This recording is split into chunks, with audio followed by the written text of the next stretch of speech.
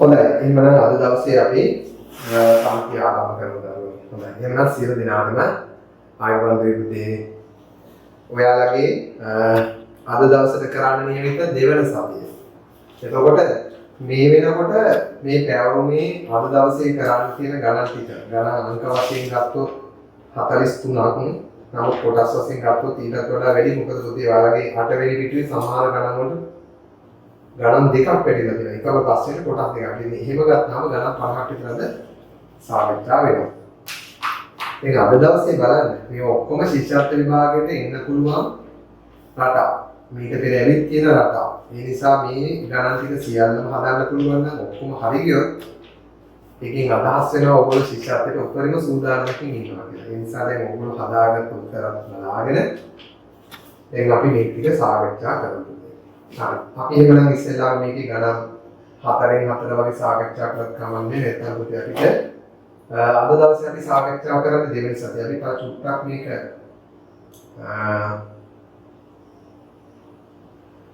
අපි පොතේ හොඳට පැහැදිලි වෙන්න ගණන් දෙක දෙකම. ඊට වඩා අපි ගණන් දෙකක් හදමු. ගණන් 4න් 4ට හදමු. හරි.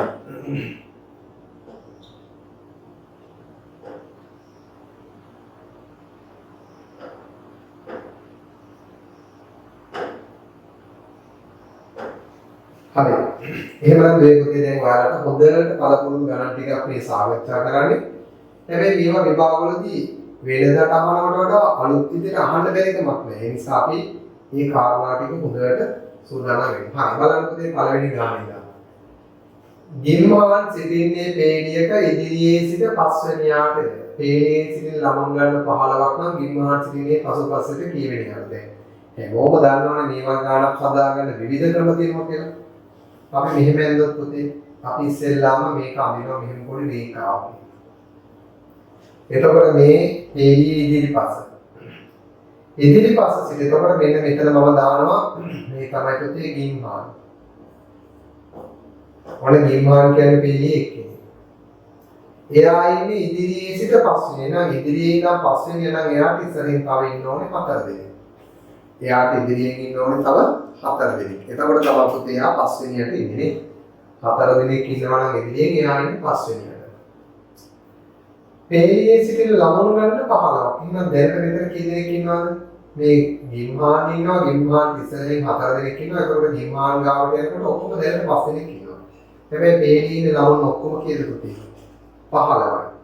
පේලියේ ඉන්න ළමුන් 15යි. එහෙමනම් අපිට 15 දැනට ඉන්නවා 5ක්. එහෙනම් 15 5ක් අඩු කළොත් 10 දෙනයි. එහෙනම් පුතේ ගින්නාන්ට පසුපසින් තව 10 දෙනෙක් දානවා. දැන් බලන්න ළමයි 15 හරියට. ඉදිරියෙන් 4යි පසුපසින් 10යි 10යි 4යි 14යි ගින්මානුයි 15යි. එහෙනම් කතන්දරේ හරි. දැන් එහෙමනම් ගින්මාන් සිටින්නේ පසුපස සිට කීවෙනියාටද කියලා ගත්තොත් පසුපසින් 10ක් ඉන්නවනම් පුතේ යා ඉන්නේ 10කට පස්සේ කියන්නේ කීවෙනියටද? 11 වෙනියට. එහෙනම් උත්තරේ කීයද? 11. චුට්ටක් අපි මේකේ පාට වෙනස් කරමු ඉතින්. රතු පාට ගමු. දුරු පාට ටිකක් එහෙදි මදිකට මේ රතු පාට ටික. right. දෙවැනි ගාන. රුවනේ සිටින්නේ පේලියක ඉදිරියේ සිට 9 වෙනියාටය. රුවනේ සිටියේ පේලියේ හරි වැද නම් පේලියේ සිට ළමුන් ගන්න සමරලම ගණන් කිව්වොත් දාන්න ඕනේ ඔයගොල්ලන්ට මෙන්න. මෙන්න පේලිය රුවනේ ඉදිරියේ සිට 9 වෙනි. එහෙනම් මෙතන තමයි ඉන්නේ රුවනේ කියන්නේ එක ළමෙක්. එතකොට එයා ඉන්නේ ඉදිරියේ ඉඳන් අපි මේ පැත්තට දාමු මෙතන. මේ ඉදිරිය පසුපස කියන එක නම් ලොකු ප්‍රශ්නයක් නෑ. නමුත් අපි ගමුකෝ මේ පැත්ත ඉදිරිය අර පැත්ත පසුපස කියලා. එතකොට රුවනේ සිටින්නේ ඉදිරියේ සිට 9 වෙනියාට. එහෙනම් 9 වෙනියට ඉන්නවා නම් රුවනේක තව ඉස්සරහින් ඉන්න ඕනේ 8ක්. 8 දෙනෙකුට පස්සේ තමයි රුවනේ ඉන්නේ. එහෙනම් රුවනේ 9 වෙනිය. එයා හරිය මැද්දේ ඉන්නවා නම් දරුවනේ ඉදිරියෙන් පසුපසින් ඉන්න ඕනේ සමාන ප්‍රමාණයක්. එහෙනම් රුවනේ හරිය මැද්ද නම් ඉදිරියෙන් අඩ නම් පසුපසත් අඩ. එතකොට වගේ චූටි සරල රූපයකින් උත්තරේ ගන්න පහසුයි. බලන්නකෝ මේ ඔක්කොම 8යි 8යි 16යි 1යි 17යි. එහෙනම් අර විභාගයට උත්තර තුන දුන්නාම සමහර දරුවෝ උත්තර බලලා කලබල වෙනවා. නමුත් ගාන හදලා උත්තරේ අරගෙනම ඉරි ගහන්න පුළුවන්. මොන පුතේ එහෙම අපි එළිය නම් ගණන 14යි. තුන්වෙනි ගණන. ළමුන් පේලියක පස්වෙනි ළමයාත් රවිඳුත් අතර ළමුන් දෙදෙනෙක් සිටී. රවිත් සිටින්නේ පේළියේ හරි මැද නම් පේළියේ සිටින ළමුන් ගණන කීයද? එතකොට මේකත් අපි තොරතුරු දාගත්තොත් මෙහෙම පේළියක් තියෙනවා. පස්වෙනි ළමයාත් රවිදුත් අතර ළමුන් දෙදෙනෙක් ඉන්නවා. එතකොට මේ මැද මේ හරි මැද ඉන්නේ රවිදු. රවිදු කියන්නේ එක්කෙනෙක්. එතකොට ළමුන් පේළියක පස්වෙනි ළමයාත් රවිදු. එහෙනම් පස්වෙනි ළමයා කියලා කියන්නේ මුල ඉඳන් පස් දෙනෙක්. පස්වෙනි ළමයා කියලා කියන්නේ 1 2 3 4 5. එතකොට එතනම ළමයි පහක් ඉන්නවා. එහෙනම් පස්වෙනි ළමයේ රවිදුයි අතර ඉන්නවා තව ළමයි 3 දෙනෙක්. පස්වෙනි ළමයේ රවිදුයි අතර ඉන්නවා. දැන් පස්වෙනි ළමයා කියන්නේ 1 2 3 4 5. එතෙන්ට 5යි. පස්වෙනි ළමයේ හරිමැද ළමයේ අතර තව ළමයි 3 දෙනෙක් ඉන්නවා. එහෙමනම් හරිමැද ඉන්න රවිදුට මුලින් ඉන්නේ ඔක්කොම ළමයි කී දෙනෙක්ද පුතේ? අර පස්වෙනියට එනකොට 5යි. ඒ 5යි තව ඉන්නවනේ 3 දෙනෙක්. 5යි 3යි 8යි. එහෙනම් මේ හරිමැද ඉන්න රවිදුට ඉදිරියෙන් 8 දෙනෙක් ඉන්නවා. බලන්න මේ පස්වෙනි ළමයා රවිදුත් අතර මෙතන මැද ඉන්නේ රවිදු මෙතන 5 දෙනෙක් ඉන්නවා. ඒ 5 දෙනායි රවිදුයි අතර තව 3 දෙනෙක් ඉන්නවා. කියන්නේ රවිදුට මෙහා පැත්තේ ඔක්කොම ඉන්නවා 8 දෙනෙක්. හරියට රවිදු ඉන්නවා නම් මේ පැත්තේ 8 දෙනා. එහෙනම් පේළියේ සිට ළමුන් ගන්න 8යි 8යි 16යි මැද ඉන්න රවිදුයි 17යි. දැන් මේ ගණන් ඉස්සරම විභාග වලට තිබ්බා. ඊට පස්සේ තිබ්බා මේ ගිය අවුරුදු මේකට විභාග වලට පවා මේ ගණන් එනවා. හැබැයි වෙන විදිහ අපි හිතුවට වඩා වෙනස් කරන්න පුළුවන්. අපි එහෙමනම් බලමු මේ ගාන. ගස් පේළියක පස්වෙනි ගසත් මැද ගසත් අතර ගස් 14ක් ඇත. මේ වගේම ගානක්. එහෙනම් මෙන්න ගස් පේළිය. පස්වෙනි ගස කියලා කියන්නේ දැන් මම ඉතලා මැද ගස ලකුණු කරනවා. මේ තමයි පුතේ මැද ගස. පස්වෙනි ගහයි මැද ගහයි නම් පස්වෙනි ගහ කියන්නේ එතෙන්ටම ගස් 5ක්. පස්වෙනි ගහ කියලා කියන්නේ 1 2 3 4 5 එතෙන්ටම ගස් 5ක්. පස්වෙනි ගහයි මැද ගහයි අතර ගස් 14ක් තියෙනවා. එහෙනම් ඔක්කොම තියෙනවා නේද පුතේ ගස් 19ක්. මැද ගහට මේ පැත්තෙන් තියෙනවා ගස් 19ක්. ඒ පස්වෙනි ගහ ගාවට යනකොට 5යි. පස්වෙනි ගහයි මැද ගහයි අතර තව 14ක් තියෙනවා. 14යි 5යි 19ක්. එහෙනම් පුතේ මැද ගහට ඉදිරියෙන් 19යි පසුපසින් 19යි. මේ බලන්න ඔක්කොම කීයක් තියෙනවද කියලා. මේ 19යි මැද ගහයි 20යි 20ට තව 19ක් එකතු කළොත් 20ට 19ක් එකතු කළොත් 39. නැත්නම් පුතාට පුළුවන් 19 19 එකතු කරගන්න 38යි මැද ගහයි 39. එහෙනම් පේළියේ තියෙන ඔක්කොම ගස් ගන්න 39. 39. හරියද 39. දැන් මේව වරදලා තියෙනද මේව නම් ඔයගොල්ලෝ මේ අවුරුද්දකට පෙර ආපු ඉගෙන ගත්ත සාවලම ගන්න. හරි. අපි වෙනකොට මේක තව විශේෂ ගණන් දෙකක් තියෙනවා. මේ දෙක සාකච්ඡා කරමු. මේ ටික දැන් පැහැදිලි කරලා අවසන් කරමු. හරි. අපි මේක බෝඩ් එකේ ඉවර කරලා ඉහළට ගමු බෝඩ් එක. දැන් බලන්න මේකේ මම දුන්නු 5 වෙනි 6 වෙනි ගණන් දෙක. මේ ගණන් දෙකක් හරිය ලේසි වෙනවා. බලන්න අපි මේ වගේ ගණනක් විභාගෙදී පහසුවෙන් හදනවා. රිහාන් සිටින්නේ පේළියක ඉදිරියේ සිට 7 වෙනි ආකාරය. හරිද? එහෙනම් මම මෙහෙම දාන්නම්. දැන් මේ රිහාන් කියන කෙනා ඉන්නේ පේළියක ඉදිරියේ ඉඳන් මේ රිහාන් ඉදිරියේ ඉඳන් 7 වෙනිය. එතකොට රිහාන් ඉන්නේ 7 වෙනියට නම් රිහාන් ඉස්සරහින් තව 6ක් ඉන්නවා. රිහාන් මැද හිටියොත් එයාට ඉස්සරහින් තව 6ක් ඉන්නවා. එතකොට රිහාන් 7 වෙනියට ඉන්නවා. පේළියේ ඉදිරියේ සිට ළමුන් 4 දෙනෙක් පසුපසට ගිය විට එතකොට මෙතනින් 4ක් පසුපසට ගිය විට රිහාන් සිටින්නේ පසුපස සිට 13 වෙනියාට. එතකොට මේකෙන් යනවා 4ක් පසුපසට ගියොත් 13 වෙනියාට එන්නේ. එහෙමනම් මම ඒක නැවත අඳිනවා. එතකොට මෙන්න බලන්න මෙතන තමයි ඉන්නේ රිහාන්. එතකොට මේ පේළියෙන් කී දෙනෙක්ද පසුපසට යන්නේ? 4 දෙනෙක්. 4 දෙනෙක් පසුපසට ගියොත් මේ 6න් 4ක් පිටිපස්සට ගියොත් දැන් ඉස්සරහා ඉතුරු වෙන්නේ දෙන්නයි. ඒ 4 දෙනෙක් පසුපසට කියන්නේ දැන් රිහාන්ට ඉදිරියෙන් 6 දෙනෙක් හිටියා. ඒ 6 දෙනාගෙන් 4 දෙනෙක් පසුපසට ගියොත් තව ඉස්සරහින් ඉතුරු වෙන්නේ දෙන්නයි. දැන් අපි බලමු පසුපසට ගියවිට රිහාන් සිටින්නේ පසුපස සිට 13 වෙනියට. එහෙමනම් දැන් රිහාන් ඉන්නේ පසුපසින් නම් 13 වෙනියට. පසුපසින් නම් 13 වෙනියට ඉන්නවා කියලා කියන්නේ පුතේ රිහාන්ට පසුපස්සේ තව ඉන්නවා 12 දෙනෙක්. 12 දෙනයි රිහාන් තමයි 13 වෙනිය.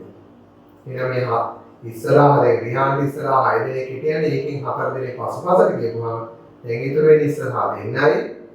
එතකොට පසුපස සිට රිහාන් ඉන්නේ 13 වෙනියාට. දැන් පේන්නේ හරිමැද රුවන් සිටී නම් රිහාන් සහ රුවන් අතර සිටින ළමුන් ගන්න කීයද? එතකොට දැන් අපි දැනගන්න ඕනේ මේ පේන්නේ හරිමැද්දේ ඉන්නවලු රුවන්. හරිමැද්දේ ඉන්නවනම් රුවන්. එතකොට කියනවා රිහාන් සහ රුවන් අතර සිටින ළමුන් ගන්න කීයද? ඉතින් පුතේ ඕක දැන් හදනකොට පුතාලා ඉස්සෙල්ලාම බලන්න මේ පේන්නේ ඔක්කොම ළමයි කී දෙනෙක් ඉන්නවද කියලා. ඔක්කොම කී දෙනෙක් ඉන්නවද කියලා ගත්තොත් අපිට වැඩි ලේසි. එහෙනම් පුතේ මෙන්න බලන්න. මම දැන් අලුතෙන් පේන්නේ අදිනවා. අලුතෙන් පේන්නේ අදිනවා. මේක අලුතෙන් පේන්නේ අදිනවා. මෙතෙන්ට මම දානවා දැන් රුවන්. දැන් කියනවා නේද රුවන් හරි මැද ඉන්නවා කියලා. රුවන් හරි මැද ඉන්නවා. දැන් අහන්නේ රිහාන් සහ රුවන් අතර කී දෙනෙක් ඉන්නවද? දැන් අපිට වැඩක් කරගන්න පුළුවන්. බලන්න මේ ඔක්කොම කී දෙනෙක් ඉන්නවද මේ 12යි 2යි 14යි 15යි. එහෙනම් මේ පේළියේ සිටින මුළු ළමුන් ගණන 15යි. මුළු ළමුන් ගණන 15යි නම් පොතේ 15න් එක්කෙනෙක් මැදට දැම්මොත් ඉදිරියේ 7 දෙනෙක් ඉන්නවනේ පසුපසුම 7 දෙනෙක්. මම මේක ඉදැනට යටින් දැම්මේ පස්සේ මේක මකලා දානවා. හරි නේද? එහෙනම් දෙපැත්තේ 7යි 7යි 14යි රුවණුයි 15යි. 12යි 2යි 14යි මෙතන රිහාන එහෙනම් පේළිය ළමුන් 15ක් කියන පේළියක්. එහෙනම් රුවන්ව මැදට දැම්මොත් ඉතුරු 14 දාන ඉදිරියෙන් 7යි පසුපසින් 7යි. එතකොට මේ 7 දෙනා ඉන්නේ මෙහෙමයි පුතේ. මේ 7 දෙනා ඉන්නේ ඉස්සරහින්ම දෙන්නෙක් ඉන්නවා. ඊළඟට රිහාන් ඉන්නවා. එතකොට 2යි 1යි 3යි. නේද? මේ 7 දෙනෙක් ඉන්නේ පැත්තේ. 2යි 1යි 3යි. එහෙනම් මෙතන ඉන්නේ පුතේ 4 දෙනා. පුතාලා බලන්න දැන් රුවන් ඉදිරියෙන් 7 දෙනෙක් ඉන්නවා නේද? 4යි 2යි 6යි 1යි 7යි. හැබැයි මේ දෙන්න තමයි රිහාන්ට ඉදිරියෙන් නම් මෙන්න මෙතන ඉන්න කෙනා තමයි කවුද පුතේ රිහාන්. එහෙනම් මේ කෙනා රිහාන්. දැන් පැහැදිලිද පුතේ? මේ පේළියේ මෙතනින් අපි වාගත්තා ඔන්න ආයසරයක් වලට යනවා. රිහාන් ඉන්නේ ඉදිරියේ සිට 7 දෙනෙක් නම් රිහාන්ට ඉස්සරහින් 6 දෙනෙක් හිටියා. ඉදිරියේ සිට 4 දෙනෙක් පසුපසට ගියා කියලා කියන්නේ පුතේ දැන් 6න් 4 පිටිපසට දිවුවොත් ඉතුරු වෙන්නේ ඉස්සරහා දෙන්නයි. හැබැයි පසුපසින් නම් 13 මිනිහෙක් ඉන්නවා කියන්නේ පසුපසේ ඉන්නවා 12ක්. එහෙනම් පේළිය ඔක්කොම ළමයි 12යි 2යි 14යි 1යි 15යි. 15ක් ඉන්න පේළියක නම් පුතේ මැදට රුවන්ව දැම්මොත් මොකද රුවන් මැදට ඉන්නේ පරි මැද ඉන්නේ රුවන්. රුවන්ව දැම්මොත් තව 17ක් ඉන්නවා. එහෙනම් ඉදිරියෙන් 7 දෙනයි පසුපසින් 7 දෙනයි. හරිනේ 14 ඉන්නේ ඉදිරියෙන් පසුපසින් 7. දැන් මේ ඉදිරියෙන් ඉන්න 7 දෙනාගේ කොහොමද රිහාන් ඉන්නේ? මේ 7 දෙනාගේ රිහාන්ට ඉදිරියේ දෙන්නෙක් ඉන්නවා. තුන්වෙනි රිහාන්. එහෙනම් 2යි 1යි 3යි නම් 7ක් වෙන්න ඕන නිසා තව කීයද? 4යි. එහෙනම් මොකද බලන්න දැන් රුවන්ට මේ පැත්තේ කීයද? 4යි 5යි 2යි 7යි. ඕන 7 දෙනෙක් ඉන්නවා. මේ 7 දෙනාගේ රිහාන් ඉන්නේ තුන්වෙනියට. තුන්වෙනියට. එහෙනම් මොකද තව ඉස්සරහින් ඉන්නේ 4 දෙනෙක්. එහෙනම් මෙන්න මේක තමයි උත්තරය. හරි. මම දැන් එහෙනම් පුතාලා මේකේ තවදුරටත් මෙන්න මේ සංඛ්‍යා දෙක මකලා මේකට ඇතුළත් කරන්න මෙන්න මෙතන ඉන්න ළමයා මෙහා. හරිනේ. මොකද දැන් 14න් 15 දෙනාගේ මැදට රුවන් දැම්මට පස්සේ තව 14ක් ඉන්නවනේ පුතේ. එතකොට මේ පැත්තෙන් මේ පැත්තෙන් ඉන්නවා 7 ලකුණු කරා. එහෙනම් මේ පැත්තෙන් 7ක් ඉන්නවා මේ පැත්තෙන් 7ක් ඉන්නවා. හැබැයි 7 ඉන්නේ දෙන්නෙකුට පස්සේ රිහාන් ඉන්නවා. එතකොට 2යි 1යි 3යි නම් තව 4 දෙනෙක් ඉන්නවා. රිහාන් සහ රුවන් අතර තියෙන ළමුන් ගණන 4යි. ඉතින් ටිකක් වෙන ගානකට වඩා බර වැඩි අමුතුයි. හැබැයි ඒක අමාරු නෑ පුතේ. ඒ නිසා ඔයගොල්ලෝ මේ තරකානුකූල රූප සටහන එද ගැනීම පුරුදු වෙන්න. එහෙනම් මේ රූප සටහනින් පස්සේ අපි මේ රූප සටහනට ගියේ 4 දෙනෙක් පසුපසට ගිය නිසා. ඊළඟ රුවන් මැදට දාලා අපි අදින රූප සටහනේ දෙපැත්තට ළමයි 7 ඉන්නවා. 7යි 7යි 14යි රුවණු 15යි. එතකොට 15 දෙනා මේ පිළිගන්න. වැඩිහාන් ඉන්නේ තුන්වෙනියට දැන් එහෙනම් තුන්වෙනිය නම් තව 4 දෙනෙක් ඉන්නවා. එතකොට මේ පැත්තේ ළමයි දෙන්න 7යි. මේ පැත්තේ 7යි 7යි. හරි පුතේ. ටිකක් පුරුදුනොත් මේක ලීසි ගන්න. බලන්න ඊළඟට 6 වෙනි ගාන. ළමුන් පේළියක රවින්දුට ඉදිරියෙන් සිටි ළමුන් ගණන පසුපසින් සිටි ළමුන් ගණන මේ 3 ගුණයයි. එතකොට මම මෙහෙම අඳින්නම් පුතේ. ඔන්න මම එක ළමෙක් අඳ ළමුන් පේළියක රවින්දුට ඉදිරියෙන් සිටි ළමුන් ගණන පසුපසින් සිටි ළමුන් ගණන වගේ 3 ගුණයක්. එහෙනම් දැන් මෙතන ලකුණු කරන්නකො රවින්දු මේ තමයි පුතේ රවින්දු. එක ළමයි. රවින්දු කියන්නේ එක ළමයි. හැබැයි රවින්දුට ඉදිරියෙන් සිටි ළමුන් ගන්න පසුපසින් සිටි ළමුන් ගන්න වගේ තුන් වෙනවා. පසුපසින් හිටියේ මේ වගේ ප්‍රමාණයක් නම් ඉදිරියෙන් සිටින ළමුන් ගණන පසුපසින් සිටි ළමුන් ගණන වගේ 3 ගුණයක්. එහෙනම් මේ වගේ 3 ගුණයක්. 1 2 3. හරිද? පසුපසින් ඉන්නා වගේ 3 ගුණයක් ඉදිරියෙන් ඉන්නවා. පසුපසින් සිටිනා වගේ 3 ගුණයක් ඉදිරියෙන් ඉන්නවා. හරි නේද? එහෙමනම් පුතා කරන්න ඕනේ. මේ 25න් අයින් කරන්න රවින්දුව. අපි කරන්න ඕනේ මේ 25 දෙනාගෙන් මේ ළමයා අයින් කරන්න. රවින්දුව අයින් කළොත් තව ඉන්නවා 24. ඔය 24 බෙදන්නකොත් ඒ ගොඩවල් කීයකටද බෙදුනේ? 1 2 3 4. 4කට බෙදන්න. ඊළඟ 24 4ෙන් බෙදුනොත් 6යි නේද? එහෙනම් මෙතනත් 6යි, මෙතනත් 6යි, මෙතනත් 6යි, මෙතනත් 6යි. දැන් බලන්නකොත් ඒ රවින්දුට ඉදිරියෙන් ඉන්නවා පසුපසින් ඉන්නවා වගේ 3 ගුණයක්. හරි නේද? 3 ගුණයක් තියෙනවා. එයි පසුපස ඉන්නේ 6යි, ඉදිරියේ ඉන්නවා 6 ගොඩවල් 3ක්, 6 වරක් 3 18. දැන් අපි එවන රූප සටහනෙන්දී රවින්දුට ඉදිරියෙන් සිටින ළමුන් ගණන පසුපස සිටින ළමුන් ගණන වගේ 3 ගුණයක් වෙනවා. මෙතන 1යි ගන්නවා, මෙතන 1යි 3යි. හැබැයි අපි බෙදනකොට 25න් රවින්දුව අයින් කරලා. එහෙනම් 25න් රවින්දුව එකක් අයින් කළොත් මෙතන 25න් රවින්දුව අයින් කළොත් තව ඉතුරු වෙනවා 24ක්. එහෙනම් 24 4කට බෙදුනොත් පසුපසට 6යි, ඉදිරියට 6 ඒවා. හරියට මේ 6 වරක් 4 24යි රවින්දුව 24. දැන් අහනවා රවින්දු සිටින්නේ ඉදිරියේ සිට කී වෙනි ආකාරයකද කියලා. එහෙනම් 6 දෙනෙක් 6 12 18. එහෙනම් මේ 18 දෙනාට පස්සේ ඉන්නේ රවින්දුට ඉස්සරහින් 18ක් ඉන්නවනේ. 18 දෙනාට පස්සේ ඉන්නවනම් රවින්දු ඉන්නේ 19 වෙනි ආකාරයට. 19 වෙනි ආකාරය. දැන් බලන්න මේකෙත් අර 5යි 6යි ගණන් දෙක ටිකක් වෙනදට වඩා අමුතුයි. ඒ නිසා අපි අන්නේ වගේ අමුතු ගණන් පුතේ ටික ටික කතා කරමු. හොඳයි. ඔන්න ගණන් 6 පැහැදිලි කරලා දුන්නා. පුතාලගේ මේ 6ම හරි ගිහින් තාම හොඳයි පුතේ. තාම හොඳයි. අපි එහෙමනම් ඊළඟ බලන්න මේ චතුරස්‍ර ත්‍රිකෝණ ඍජු කෝණාස්‍ර හොයන ගණන්. අපි මේකේ ගණන් 4ක් හදලා සමහර දරුවන්ට ගැටලු තිබුණා කෝල් කරලා කිව්වා උත්තර වෙනස් උත්තරේ ඉන්නේ. ඒක අපි බලමු පුතේ සාකච්ඡා කරලා බලමු. හරි.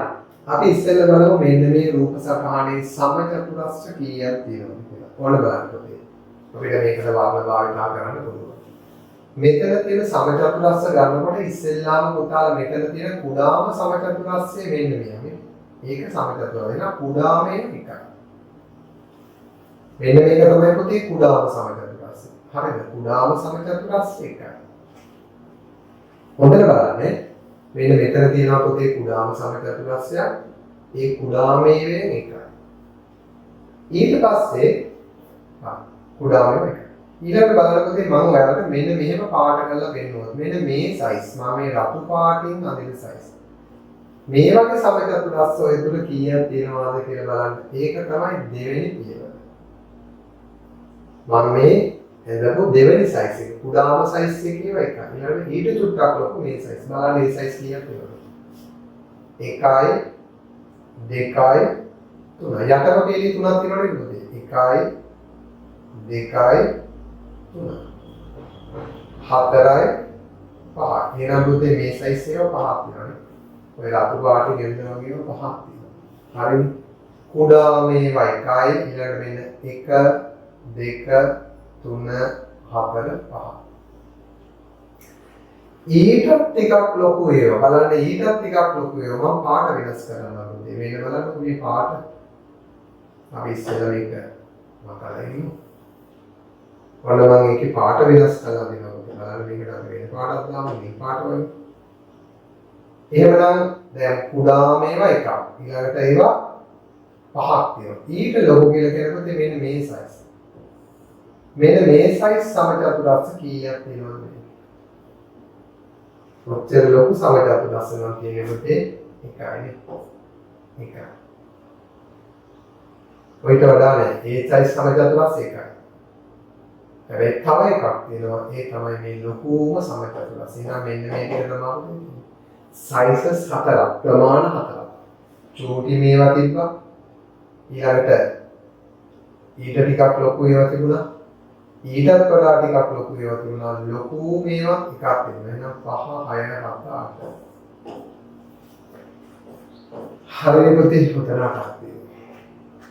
මෙතන 8ක් තියෙනවා. අපි එමනම් දෙවෙනි ගානත් අපි බලමු. පහත රූපයේ ඍජු කෝණාස්ත ගණන. එහෙනම් මේ කුඩාම දෙක නම් සමචතුරස්‍ර. ඒ නිසා අපි එක බැගින් ගත්තොත් කුඩාම ඒවා කියපුවා 1 2 3 4. කුඩාම ඒවා 4. එක බැගින් ගත්ත එක 4ක්. ඊළඟට අපි කියනවා දෙක බැගින් ගත්තොත් දෙක බැගින් කියන්නේ කොටස් දෙකක් එකතුලා. දැන් උදාහරණයක් තමයි මේ දෙක එකතු වෙලා මෙතන හැදෙනවා. මෙන්න මේ දෙක එකතු වෙලා මෙතන හැදෙනවා. මේ දෙක එකතු වෙලා මෙතන හැදෙනවා. මේ දෙක එකතු වෙලා මෙතන හැදෙනවා. මේ දෙක එකතු වෙනවා. දෙක බැගින් වල බලන්න ගණන් කරනවා. මේ 1යි මෙතනින් 1යි 2යි මේ පැත්තෙන් 1යි 3යි මේක ගෑවු නැතත් පුතේ එළිය වෙනවා. හරි. අපි එහෙමනම් ආයසරෙන් කිචි කරගමු. හරි. දෙක බැගින් කියන්නේ පුතේ මෙන්න මෙතන තියෙනවා එකක්, මෙතන එකක් තියෙනවා 2යි, මේ දෙන එක තුනක් මෙතන 3යි, මේ දෙන එක තුනක් 4යි, මේ දෙන එක තුනක් දෙක බැගින් නේව 5ක් තියෙනවා. අනේ 5 හඳුන ගන්න. මේ දෙන එක තුනක් 1යි, මේ දෙන එක තුනක් 2යි, මේ දෙන එක තුනක් 3යි, මේ උඩ දෙන එක තුනක් 4යි, මේ දෙන එක තුනක් 5යි. දෙක එකතු වෙලා හැදෙනව 5ක් තියෙනවා. තුන් දෙනා බැගින් සෑදෙනව බලන්න. තුන් දෙනා බැගින් තියෙනවා මෙතන එකක්. මෙන්න මේක එකක්. තව තියෙනවා මෙන්න මෙතන තුන් දෙනා බැගින් සෑදෙනව එකක්. එහෙනම් තුන් දෙනා බැගින් එනවා දෙකක්. 5 4යි 9යි 2යි 11යි. එබැවින් මේකට ඉන්න උත්තරේ තමයි 11යි. ඍජු කෝණාස්ත 11යි. හරි. ඊළඟට බලන්න පුතාලා චතුරස්‍ර. චතුරස්‍ර කිව්වහම චතුරස්‍රයක් කියන්නේ හරියටම පාද 4කින් වට වෙච්ච රූපයක්. පාද 4කින් වට වෙච්ච රූපයක්. මේකෙත් මම ඉස්සෙල්ලාම ලියනවා එක බැගින්. ඔයාලට බලාගන්න සමහර දරුවෝ මට කියනවා ෆෝන් කර සර් මේ උත්තර නෑ උත්තර වැරදි කියලා. දැන් බලන්නකො පොතේ වැරදිලා තියෙන්නේ මොකක්ද කියලා අපි බලමු. තනියම ගත්තොත් පොතේ මෙන්න මේක චතුරස්‍රය. හොඳට බලන්න. මේක චතුරස්‍රය. මේක චතුරස්‍රයක්. 1 2 3 4. මේක චතුරස්‍රයක්. එහෙනම් තනියම ගත්තාම චතුරස්‍ර 4ක් තියෙනවා. හොඳට බලන්න. මේක චතුරස්‍රයක්, මේකත් පැති 4යි, මේකත් පැති 4යි, මේකත් පැති 4යි. එක බැගින් ගත්ත විට 4ක් හැදෙනවා. හරිනේ. දැන් එහෙමනම් පුතාලා බලන්න දෙක බැගින් ගත්තොත් චතුරස්‍ර කීයක් තියෙනවද? දෙක එකතු වෙලා හැදෙනවා. ඒ වලන් ටිකක් වැඩි පුරක් එක තියෙනවා. ඒවන බලන්න දෙක එකතු වෙලා හැදෙනවා. හොඳට බලන්න. අපි මෙහෙම ගමු ඉස්සෙල්ලා. හරි මොන. ඉස්සෙල්ලාම මේ අතට මේක එක චතුරස්‍රයක්. හොඳට බලන්න මෙහෙම ගිහිල්ලා මෙහෙම හරිනේ. 1 2 3 4 මේ දෙක එකතු වෙලා එකයි. මේ දෙක එකතු වෙලා චතුරස්‍රය. මේ 1 2 3 4 නම් මේ දෙන්න එකතු වෙලා එකක් හැදෙනවා. මේ දෙන්න එකතු වෙලා එකක් හැදෙනවා. හරිද? මේ දෙන්න එකතු වෙලා එකක්. මේ දෙන්න එකතු වෙලා එක චතුරස්‍රයක් හැදෙනවා. මේ දෙන්න එකතු වෙලා එකක් හැදෙනවා. හරි නේද? එහෙනම් මෙන්න බලන්න ආයෙත් මේ දෙන්න එකතු වෙලා එකයි. මේ දෙන්න එකතු වෙලා එකයි දෙකයි. මේ දෙන්න එකතු වුණාම 3යි. මේ දෙන්න එකතු වුණාම 4යි. ඊට පස්සේ කොළුවා මෙන්න මේ දෙන්න එකතු වුණාම තව චතුරස්‍රයක් හැදෙනවා. 1 2 3 හරියටම එහෙම චතුරස්‍රයක් හැදෙනවා. හැබැයි මේ දෙන්න එකතු වුණාම වැඩක් නැහැ. මේක ත්‍රිකෝණයක්. මේ දෙන්න එකතු වුණාම ත්‍රිකෝණයක්. ඒ නිසා දෙක බැගින් එකතු වෙලා සෑදෙන චතුරස්‍ර ගණන අපි හොයනකොට මෙන්න මෙච්චරක් වෙනවා. නැවත බලන්න. මේ දෙන්න එකතු වෙලා එකයි. මේ දෙන්න එකතු වෙලා එකයි. මේ දෙන්න එකතු වෙලා දෙකයි. මේ දෙන්න එකතු වෙලා 3යි. මේ දෙන්න එකතු වෙලා 4යි. හරි නේද? එතනම 4යි. මෙන්න මේ දෙන්න එකතු වෙලා 5. එහෙනම් දෙක බැගින් මේවා 5ක් වෙනවා. හොඳට බලන්න මේ 5. මේ දෙන්න එකතු වුණා 1යි. මේ දෙන්න එකතු වුණා 2යි. මේ දෙන්න එකතු වුණා 3යි. මේ දෙන්න එකතු වුණා 4යි. මෙන්න මේ දෙන්න එකතු වුණා 5යි. නම් දෙක බැගින් චතුරස්‍ර 5ක් සෑදෙනවා. දෙක බැගින් චතුරස්‍ර 5ක් සෑදෙනවා. ඊළඟට බලන්න පුතාලා තුන බැගින් චතුරස්‍රය. අපි ගන්නවා තුන බැගින්. තුන් දෙනෙක් එකතු වෙලා සෑදෙනවට අපි කියනවා තුන බැගින්. එහෙනම් මොන බලන්න තුන් දෙනෙක් එකතු වෙලා සෑදෙනවා. හොඳට බලන්න පුතේ මෙන්න මේ තුන් දෙනා එකතු වුණොත් චතුරස්‍රයක් වෙනවා. මේ තුන් දෙනා එකතු වුණොත් චතුරස්‍රයක්. මේ තුන් දෙනා එකතු වුණත් චතුරස්‍රයක් වෙනවා. එහෙනම් මේ තුන් දෙනා එකතු වුණත් චතුරස්‍රයක් වෙනවා. මේ තුන් දෙනා එකතු වුණත් චතුරස්‍රයක් වෙනවා. ඒ නිසා තුන් දෙනෙක් එකතු වෙලා සෑදෙන චතුරස්‍ර තියෙන පුතේ දෙකයි. මේ තුන් දෙනා එකතු වෙනවා. මේ තුන් දෙනා හරිනේ හොඳට බලන්න. මේ ඍජු කෝණාංශය කියන්නේ චතුරස්‍රය. මේ ඍජු කෝණාංශය කියන්නේ චතුරස්‍රය. එහෙනම් තුන් දෙනෙක් එකතු වෙලා සෑදෙන චතුරස්‍ර දෙකක් වෙනවා. ඒ තමයි මේ දිග අතර තියෙන. හරිනේ. ඊළඟට පුතාලා බලන්න හතර දෙනාම එකතු වෙලා සෑදෙන චතුරස්‍ර කීයක් වෙනවද? හතර දෙනෙක් එකතු වෙලා හැදෙනවා. හතර දෙනෙක් එකතු වෙලා හැදෙනවා කියනකොට මෙතන එකක්. මෙහෙම එකක් තියෙනවා. මෙන්න මෙහෙම එකක් තියෙනවා. මේ හතර දෙනා එකතු වෙලා එකක් හැදෙනවා. ඊළඟ මෙන්න මේ හතර දෙනා එකතු වෙලා එකක් හැදෙනවා. තමයි මෙතන හතරයි මේක චතුරස්‍රය. මේකත් චතුරස්‍රයක්. ඒ නිසා මේකෙන් හතර දෙනෙක් එකතු වෙලා හැදෙන්න පුළුවන් චතුරස්‍ර දෙකක් සෑදෙනවා. ඒ තමයි මෙන්න මේ හතර දෙනා එකක් ඊළඟට මේ හතර දෙනා එකක්. පස් දෙනෙක් එකතු වුණාට වැඩක් නැහැ. මොකද පස් දෙනෙක් එකතු වුණාම මෙතන ඔක්කොම කොටස් 6 දෙනා පස් දෙනෙක් එකතු වුණාම චතුරස්‍රයක් හැදෙන්න බැහැ නේ. පස් දෙනෙක් මේකෙන් එක කැලලක් අයින් කරලා චතුරස්‍රයක් හදන්න බැහැ. අනිත් එක එක්කෙනා තමයි 6 දෙනාම එකතු වෙලා සෑදෙන චතුරස්‍ර. ඒවයි මේ කොටස් 6ම එකතු වෙලා සෑදෙන චතුරස්‍රය කියන මොන ඔය ටික එකතු කරොත් උත්තේ උත්තරේ එනවා. බලන්න කීයද කියලා පුතේ 5යි 4යි 9යි 10යි 12යි 14යි. උත්තරේ එළිලා නෑ තමයි 14යි. එහෙනම් ඊදර වගේ ගැටයක් තියෙනවා මෙතන උත්තරේ නෑ කියලා. බලන්න පුතේ සරලත් එක වැරදිලා දාලා දෙනවා ආයතනයක්. තනි තනියම ගත්තොත් 1 2 3 4. දෙක බැගින් ගත්තොත් මේ දෙන එක 3යි, මේ දෙන එක 2යි, මේ දෙන ගත්තොත් 3යි, මේ දෙන ගත්තොත් 4යි, මේ දෙන ගත්තොත් 5යි. ඒකක් කරා. තුන් දෙනා එකතු වෙලා මේ දිග මේවා දෙකක් වෙනවා. හතර දෙනා නම් මේ හතර දෙනා එකතු වෙලා එකයි, මේ හතර දෙනා එකතු වෙලා එකයි දෙකක්. හය දෙනාම එකතු වෙලා හැදෙන එකයි නම් 5යි 4යි 9යි 10යි 14ක් සෑදෙනවා. මෙතන උත්තරේ නැති නිසා පුතේ පරවත් දාලා ලියා ගන්න උත්තරේ 14යි. ඔව් ඔයාලා ගොඩාක් දක්ෂ දරුවෝ ඉන්නේ නේද? මට කිව්වා සර් මෙන්න මේ 9 වෙනි ගානට පස්වෙනි පිටුවේ 9 වෙනි ගානට උත්තරේ නැහැ කියලා කිව්වා. මම එතකොට ඒ දරුවන්ට උපදෙසක් දුන්නා. හරි පුතේ උත්තර නැත්නම් පුතාලට එන උත්තරේ කරුවක් දාලා ලියා ගන්න වෙනවා. මෙන්න උත්තරේ 14. හරි නේද පුතේ? හොඳයි. ගොඩාක් දක්ෂ දරුවෝ තමයි තේරෙන්නේ මෙතන උත්තරේ නැති වගේ. කමක් නැහැ. ඒකෙනුත් අපි යමක් ඉගෙන ගන්නවා. 10 වෙනි ගානට එහෙනම් පුතේ මේකත් ප්‍රවේශනේ. ඉතින් මම නම් හිතන්නේ ශිෂ්‍යත්ව විභාගෙට මෙච්චර අමාරු ගණන් දෙයි කියලා. මම දැනගමු පුතේ නේද දැනගමු. හා. පහත රූපේ චතුරස්‍රය. එහෙනම් බලන්න පුතේ එක බැගින් ගත්තොත් තනි තනියම ගත්තොත් කවුද? මෙයා චතුරස්‍රය. 1 2 3 4.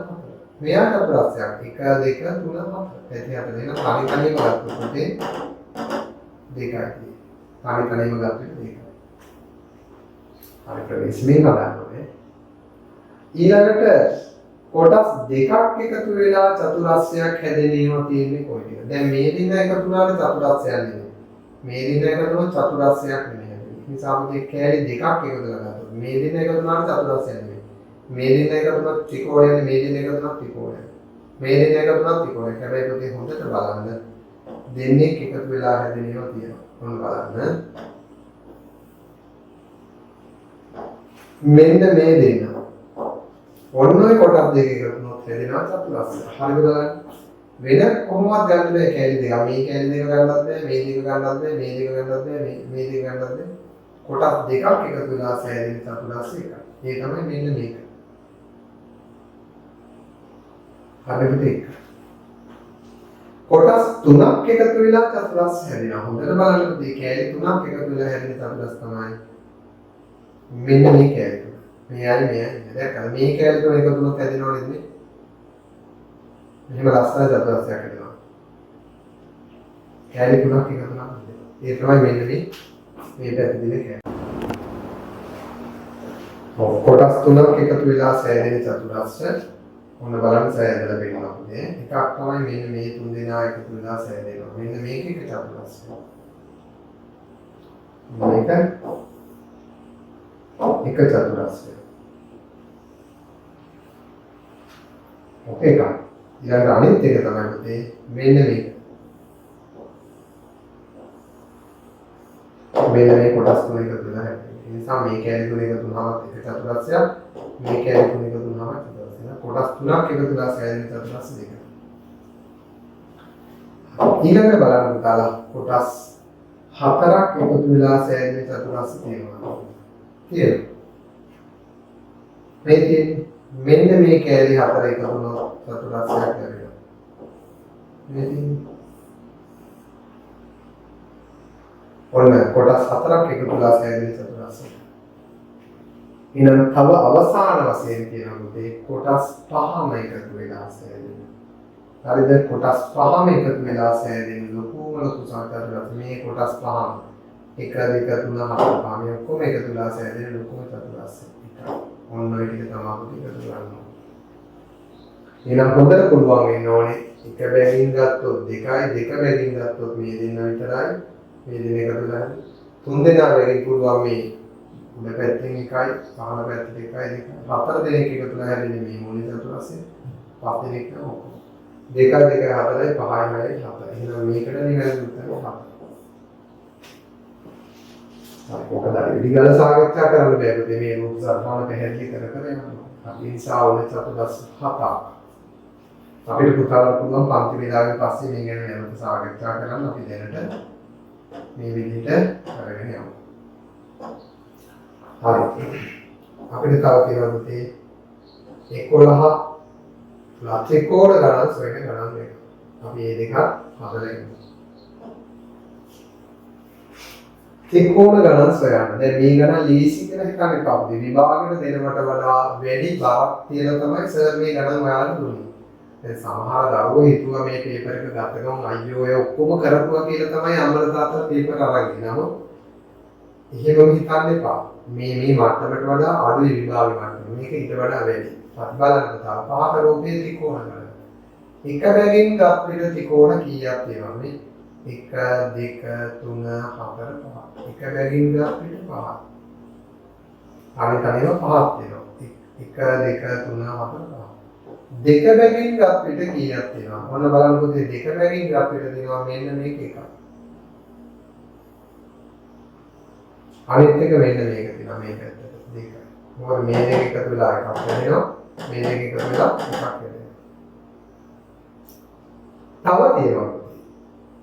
තව තියෙනවා මේ දෙක එකතු වෙලා එකක් හැදෙනවා. මම ඒක ආයි බෝඩ් එකේ පොඩ්ඩක් ක්ලියර් කරන්න. ඔය බලන්න මේ කොටස් දෙකක් එකතු වී සෑදෙන ත්‍රිකෝණ. හරි. මෙන්න මේ කොටස් දෙක එකතු වෙලා එකක් හැදෙනවා. මේ දෙක එකතු වෙලා තව ත්‍රිකෝණයක් හැදෙනවා. ඒ වගේම මෙන්න මේ කොටස් දෙක එකතු වෙලා තව ත්‍රිකෝණයක් හැදෙනවා. මේ කොටස් දෙක එකතු වෙලා තව ත්‍රිකෝණයක් හැදෙනවා. ඒ නිසා දෙක බැගින් ඒවා ගත්තොත් හතරක් වෙනවා. ගොඩ බලන්න. මෙතන 1යි මෙතන 1යි 2යි ඊළඟට මෙන්න මේ 1යි 3යි මෙන්න මේ අතට තියෙනවා මේ කැලි දෙක එකතුලා හැදෙන එකක් හතර. දෙක බැගින් හතරක් තියෙනවා. අනේ හතර හොඳට බලන්න පුරුදු වෙන්න. ඒ හතර තමයි මෙන්න මේ දෙන්න එකතු වෙලා හැදෙනවා එකක්. මේ දෙන්න එකතු වෙලා එකක් හැදෙනවා. මේ දෙන්න එකතු වෙලා එකක් හැදෙනවා මෙහෙම. මේ දෙන්න එකතු වෙලා එකක් හැදෙනවා මෙහෙම. හරිද? නම් දෙක බැගින් හතරක් තියෙනවා. ඊළඟට බලනකොට ඒ කොටස් තුන බැගින් කීයක් තියෙනවද කියලා. කොටස් තුන බැගින්. කැලි තුනක් එකතු වෙලා හැදෙනවා. පුතාලට පුළුවන් මෙන්න මේ කැලි තුන එකතු වෙලා හැදෙන එකක් ගන්න. මෙන්න මේ කැලි තුනක් එකතු වෙලා හැදෙන ත්‍රිකෝණ එකක්. ඊළඟ ගන්න පුළුවන් මෙන්න මේ පැත්තට කැලි තුනක් එකතු වෙලා හැදෙන ත්‍රිකෝණ එකක්. එහෙනම් තුන බැගින් දෙකක්. මෙන්න මෙතන තියෙනවා පොතේ කොටස් තුනක් එකතු වෙලා හැදෙන ත්‍රිකෝණයක්. මෙතනත් තියෙනවා කොටස් තුනක් එකතු වෙලා හැදෙන ත්‍රිකෝණයක්. තුන බැගින් තියෙනවා දෙක. ඊළඟට පොතේ මෙතන කොටස් හතර බැගින් ගන්න බෑ. මොකද මෙතන ඔක්කොම කැලි පහක් තියෙන්නේ. 1 2 3 4 5. ඒ නිසා මේකෙන් එක කැලක් අයින් කළොත් කැලි හතරකින් කිසිම ත්‍රිකෝණයක් හදන්න බෑ. කැලි 4කින් ත්‍රිකෝණයක් හදන්න බැහැ. එහෙනම් අවසානයේ පුළුවන් මේ කොටස් පහෙන්ම හදන ලොකුම ත්‍රිකෝණය ගන්න. මේ කොටස් පහම එකතු වෙලා හැදෙන ත්‍රිකෝණය කරා. මේක බලන්න පුතාලා උත්තරේ. එතකොටත් මේකේ උත්තරේ නෑ නේද පුතේ? මේක චූටි ගැටලුවක්. ආයසරය බලාගන්න පුතේ. තනියම ගත්තොත් 5යි 1 2 3 4 5 ඒක හරියි. දෙක බැගින් ගත්තොත් මේ දෙන්න එකතු වෙලා එකයි මේ දෙන්න එකතු වෙලා එකයි මේ දෙන්න එකතු වෙලා එකයි මේ දෙන්න එකතු වෙලා එකයි 1 2 3 4 ඒකත් 4 කොටස් තුනක් එකතු වෙලා හැදෙනවා මේ පැත්තට එකයි මේ පැත්තට එකයි දෙකයි කොටස් පහම එකතු වෙලා හැදෙන එකයි 5යි 4යි 9යි 10යි 12ක් තියෙනවා 12ක් කියන උත්තරේ මෙතන නෑ නේද 12ක් කියන උත්තරේ මෙතන නෑ ඒ නිසා අපි මේ උත්තර මදි නිසා තරුවක් දාලා දාගන්න පුතේ 12යි. ඒකට කරගන්න. ඔයාලා ගොඩාක් දක්ෂ නම් ඔයාලට මෙන්න මේ ප්‍රශ්නේ මතුවෙනවා. උත්තර තුනේ උත්තරේ නෑ. ඒ නිසා අපි කරන්නේ මොකද්ද? ඒකට එන උත්තර. හැබැයි ශිෂ්‍යාර්ථ විභාගෙදී එහෙම කවදාවත් වෙන්නේ නැහැ පුතේ. ශිෂ්‍යාර්ථ විභාගෙදී තියෙන උත්තර තුනේ උත්තරේ තියෙනවාමයි. ඔයාලා අපිට මේවා චෙක් කර ඉන්න වෙලාවක් තිබුණේ නැහැ. ඒ නිසා ශිෂ්‍යාර්ථ පුතාලා උත්තර තුන නැතුව වෙන උත්තරයක් ආවොත් අරවත් හරියට ගන්න එපා. පුතාලා ශිෂ්‍යාර්ථදී ඔය උත්තර තුنين එකක් උත්තරයක් වෙනවාම තමයි ඒක ඉතාමත්ම නිවැරදි. මොකද ඒක ඔක්කොම පරීක්ෂා කරලා නිවැරදි කරලා එවන්නේ. දැන් ඔයගොල්ලන්ට මේ ටික මම පේපර් එකට ටක් දාලා යදුවා අනිත් පැත්තට මුද්‍රණය කරලා දුන්නා. ඒ නිසා පුතේ මේ උත්තර අරුවක් තිබුණා. ඔන්න ඒ ගානට පිළිතුර දුන්නා. දැන් මේක තේරුම් ගත්තා නම් ඇති පුතේ. ඔයාලගේ උත්තරයක් ලියලා නැත්නම් හරි වැරදි එකට ඉරිහාන දෙනවා නම් ඒක පැත්තකට දාන්න. හරි උත්තරේ 12ක් මේ කියනවා කියලා හදන ක්‍රමය යනවා. එක බැගින් ඒවා දෙක බැගින් ඒවා තුන බැගින් ඒවා පහ බැගින් අවසාන ලොකු එක. මේකටත් එනවා. හරි දැන් මේවට සෙට් ගාන නිර්මාණය කරලා දැම්මට මට ආපහු සෙට් මේකේ උත්තර චෙක් කරගන්න බැරි වුණා. එහෙනම් බලන්න. ඒක තමයි මේ සාකච්ඡා කරනකොට අනුකම්පාව හදන්නේ. මෙතන ධර්මණේ අපි එක බැගින් ගමු. තනියම ගත්තොත් ප්‍රවේශයෙන් බලනකොට මේක ත්‍රිකෝණය. මේක ත්‍රිකෝණයක්. ඒ නිසා තනියම ගන්න විට 1 2 3 4 තනියම ත්‍රිකෝණ 4ක්. දෙක බැගින් කොතරක් තියෙනවද බලන්න. දෙක බැගින්. අපිට දෙක බැගින් තියෙන ත්‍රිකෝණ ගාන හොයාගන්න පුළුවන්. ඔන්න බලන්න දරුවනේ දෙක බැගින් තියෙනවා මෙන්න මෙතන එකක්. මේ දෙන්න එකතු කරලා මෙන්න මෙතන තියෙනවා තව එකක්. එහෙනම් දෙක බැගින් ඒවා දෙක බැගින් දෙකයි. මේ දෙන්න එකතු වුණොත් එක ත්‍රිකෝණයක් සෑදෙනවා මෙහෙම. මේ දෙන්න එකතු වුණොත් මෙහෙම තව ත්‍රිකෝණයක් සෑදෙනවා මේ දෙන්න. එහෙනම් දෙක බැගින් දෙකයි. හරි. ඔච්චරද නෑ පුතේ ඔන්න බලන්න තුන් දෙනෙක් එකතු වෙලා සෑදෙන ත්‍රිකෝණයක් මෙතන තියෙනවා. කොයි තුන් දෙනා? මෙන්න මේ තුන් දෙනා එකතු වෙලා හැදෙන ත්‍රිකෝණයක් මේ තියෙන්නේ පුතේ. දැක්කද? ආයෙත් කොටස් තුනක් එකතු වෙලා සෑදෙන ත්‍රිකෝණයක් තියෙනවා. ඔයිට වඩා ඕක තමයි ලොකුම ත්‍රිකෝණය මෙතන තියෙන්නේ. 4 1 6 1 4 මේ තියෙන්නේ උතරේ. හරි නේද පුතේ? හා. එහෙනම් මෙන්න මේවා ගන්න විභාගවලදී අපි මොකද විභාගෙදී මේ වගේ ගාණක් දෙන්න බැරි කමක් නෑ. නිසා විභාගෙදී මේ වගේ ප්‍රශ්නයක් ආවොත් ඔයාලගේ අනිවාර්යයෙන්ම හරියන්න ඕන. එහෙනම් හොඳට බලන්න. හරි පුතේ අපිට එහෙනම් ඊළඟ පිටුවට යන්න පුළුවන්. දැන් අපි එහෙනම් පොතලගේ පස්වෙනි පිටුව අවසන් අපි දැන් 6 වෙනි පිටුවේ රටාව. රටානම් දැන් ඕගොල්ලන්ට පටස් ගාලා වුණා මොකද ඕගොල්ලෝ ඕනකට කරලා රටා දානවා. හැබැයි බලන්නකො සර් දීපු රටා ටික පුතාලට වුණාද කියලා. බලන්නකො මේ රටාව. 6 2 16 7 4 9 ඒ සමහරවිට 6 2 16 කියවම ළමයි හිතා 6යි 2යි 8යි 8යි 2 ගුණේ 16 එහෙම නේ. එහෙනම් 7යි 4යි 11යි 11යි 2 ගුණේ 22 තියෙන්නේ. මෙතන රටාව තමයි පුතේ මේක අර රැවටෙනවා සමහරට 6යි 2යි 8යි කියලා. මේ පුතේ මෙන්න මේ දිනගේ වෙනස බලන්න. 6න් දෙකක් අඩු කරොත් වෙනස 4යි. 4 වරක් 4 16. මේ දෙන්නගේ වෙනස බලන්න 7න් 4ක් අඩු වුණොත් 3යි එහෙනම් 3 වරක් 3 9යි. මෙතන බලන්න මේ දෙන්නගේ වෙනස 7න් 6ක් අඩු වුණොත් 1යි. එහෙනම් පුතේ 1 වරක් 1 1යි.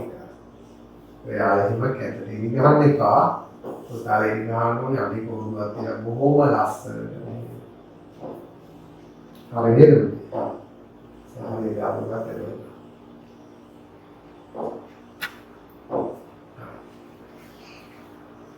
දැක්කද පුතේ රටාව? හා. හොඳයි ඊළඟට බලන්න 6 5 11.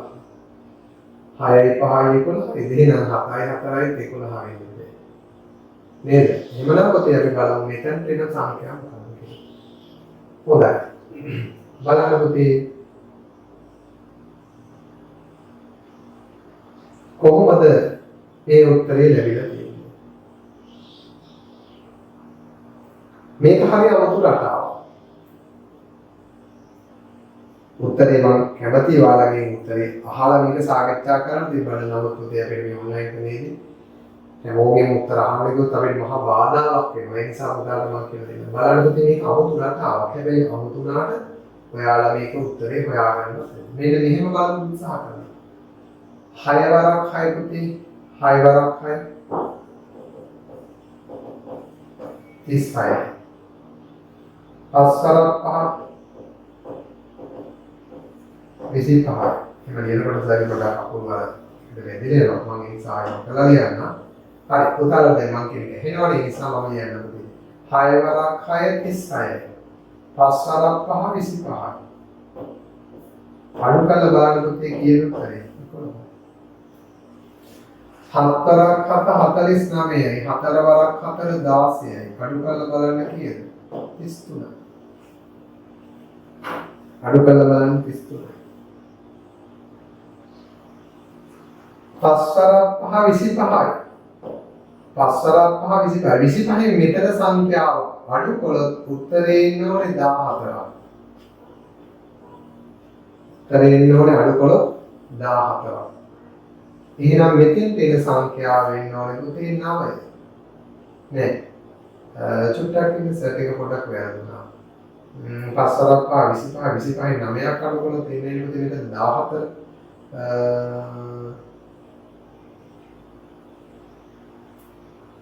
හරි.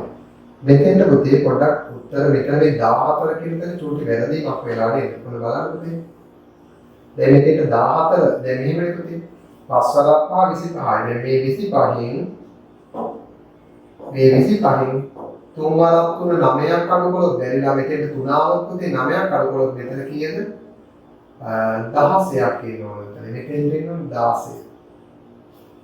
ඒ නැත්තම් 25න් අඩු කළොත් පුතා 4 වරක් 4 16 15න් 6ක් 9යි. එතකොට මෙතෙන්ට එන්න ඕනේ 9. කොහොමත් 6 වරක් 6 ආබලන පුතේ පුළුවන් නේද? 6 වරක් 6 36යි. මේක 6 වරක් 6 36යි. 5 වරක් 5 25යි. එතකොට අපිට 30 මේක 30යි 25ක් අඩුවක් වෙන්නේ පුතේ 11. ඒ නිසා මෙතන ගානේ වැරද්දක් තියෙනවා. පුතාලට අනිවාර්යෙන් මේක හදාගන්න බැරුව යන්න ඇති මම දන්නවා. ඒ හේතුව ගණනේ වැරද්දක්. කමන්නේ පුතේ මට මේ රටාව පැහැදිලි කරන්න ඕනේ නිසා මම මෙතෙන්ට දාගන්නවා පුතේ 14 නැතුව මෙතෙන්ට දාගන්නම් පුතේ 14 නැතුව 16. එහෙනම් හොඳ පුතාලා වගේ සර් එක තරහ නොවි මෙතෙන්ට 16 දාගන්න දැන්. හොඳ පුතාලා වගේ දාගන්න මෙතන 14 කපලා මෙතෙන්ට 16 දාගන්න. දැන් උත්තරයක් එනවා. මොකද්ද උත්තරේ? මේක 16 දාගන්න. එතකොට මෙතන 5 වරක් 5 25යි. 16ක් ලැබෙන්න නම් පුතේ 25න් අඩු කරන්න ඕනේ 9ක්. 9ක්. එහෙනම් මෙතෙන්ට ගැලපෙන උත්තරේ තමයි 3. 5 වරක් 5 25යි 3 වරක් 3 9යි 25න් 9ක් අඩු කළොත් තමයි 16 ලැබෙන්නේ. එතකොට උත්තරේ 3. බැරි විලා මෙතන 4 උත්තරේ ගත්තා නම් පුතේ 5 වරක් 5 25න් 4 වරක් 4 16ක් අඩු වෙන 25න් 16ක් අඩු කළොත් එතෙන්ට මෙතෙන්ට එන උත්තරේ 9. හරි කොහොම නමුත් පුතේ මේක අලුත් රටාවක්. හරි නේද පුතේ? ඒ රටාව ගත්තේ 6 වරක් 6 30න් 5 වරක් 5 අඩු කරලා 7 වරක් 49න් 4 වරක් 4 16 අඩු කරලා 5 වරක් 5 25න් 3 වරක් 3 9 අඩු කරලා තමයි පුතේ උත්තරේ 16 ගන්නවා. හරි කෙසේ වෙතත් රටාව ඔකයි. අපි එනම් පොතේ 15 වෙනි ගානේ රටාවක් මෙහෙම බලලා හදමු. හරි නැත්නම් මට උඩට අරන් හදමු. හරි. 15 වෙනි ගාන බලන්න පුතා 15 වෙනි ගාන ගන්න. 15 16 ගණන් දෙක. 8 5 4 10. 6 4 3 8. 9 4 6. මෙතන ඇත්තටම දෙක දෙක ගුණ කිරීම දෙකින් ගන්න නේද? පුතාලා මෙන්න මේ දෙන්න ගුණ කරන්න ඕනේ. 8 වරක් 5 40යි. 40 දෙනන්න ඕනේ 4. එතකොට 10යි. ඒ විදිහටම ගුණ කරන්න 6 වරක් 4 24 24 බෙදන්න 3. උත්තරේ කීයද? 7. ඒ කියන්නේ මෙතෙන්ට උත්තරේ එනවා. 6 වරක් 4 24 24 3 බෙදුනොත් එහෙනම් 9 වරක් 4 36යි. 36 බෙදන්න ඕනේ 6. 36 6 බෙදුනහම එන උත්තරේ තමයි 6. එහෙනම් මෙතෙන් දෙන උත්තරේ 6. එදී ඒකෙච්චර අමාරු වෙනවා නෙවෙයි. 8 වරක් 40යි 44 බෙදුනවා 10යි. 6 වරක් 4 24යි 3ෙන් බෙදුනවා 8යි. 9 වරක් 4 36යි 6ෙන් බෙදුනවා 9යි. ඒක ටිකක් ලේසි. හොඳයි බලන්නකො තව මෙන්න මේ ඊළඟට ගන්නවා. කොහොමද මෙතනදී මේ යගේ ලැබිලා තියෙන්නේ? මේ යගේ ලැබිලා තියෙන පොතේ මෙන්න මේ දෙකගේ වෙනස. 5න් 3ක් අඩු කළොත් වෙනස 2යි, දෙවරක් 2 4යි. 7න් 2ක් අඩු වුණොත් වෙනස 5යි, 5 වරක් 5 25යි. මෙතන බලන්න පුතාලා 5න් 4ක් අඩු වුණොත් වෙනස 1ක්. මෙතන පුතේ අඩු කරන්න කියන්නේ උඩ කෙනාගෙන් පහළ කෙනා නෙමෙයි.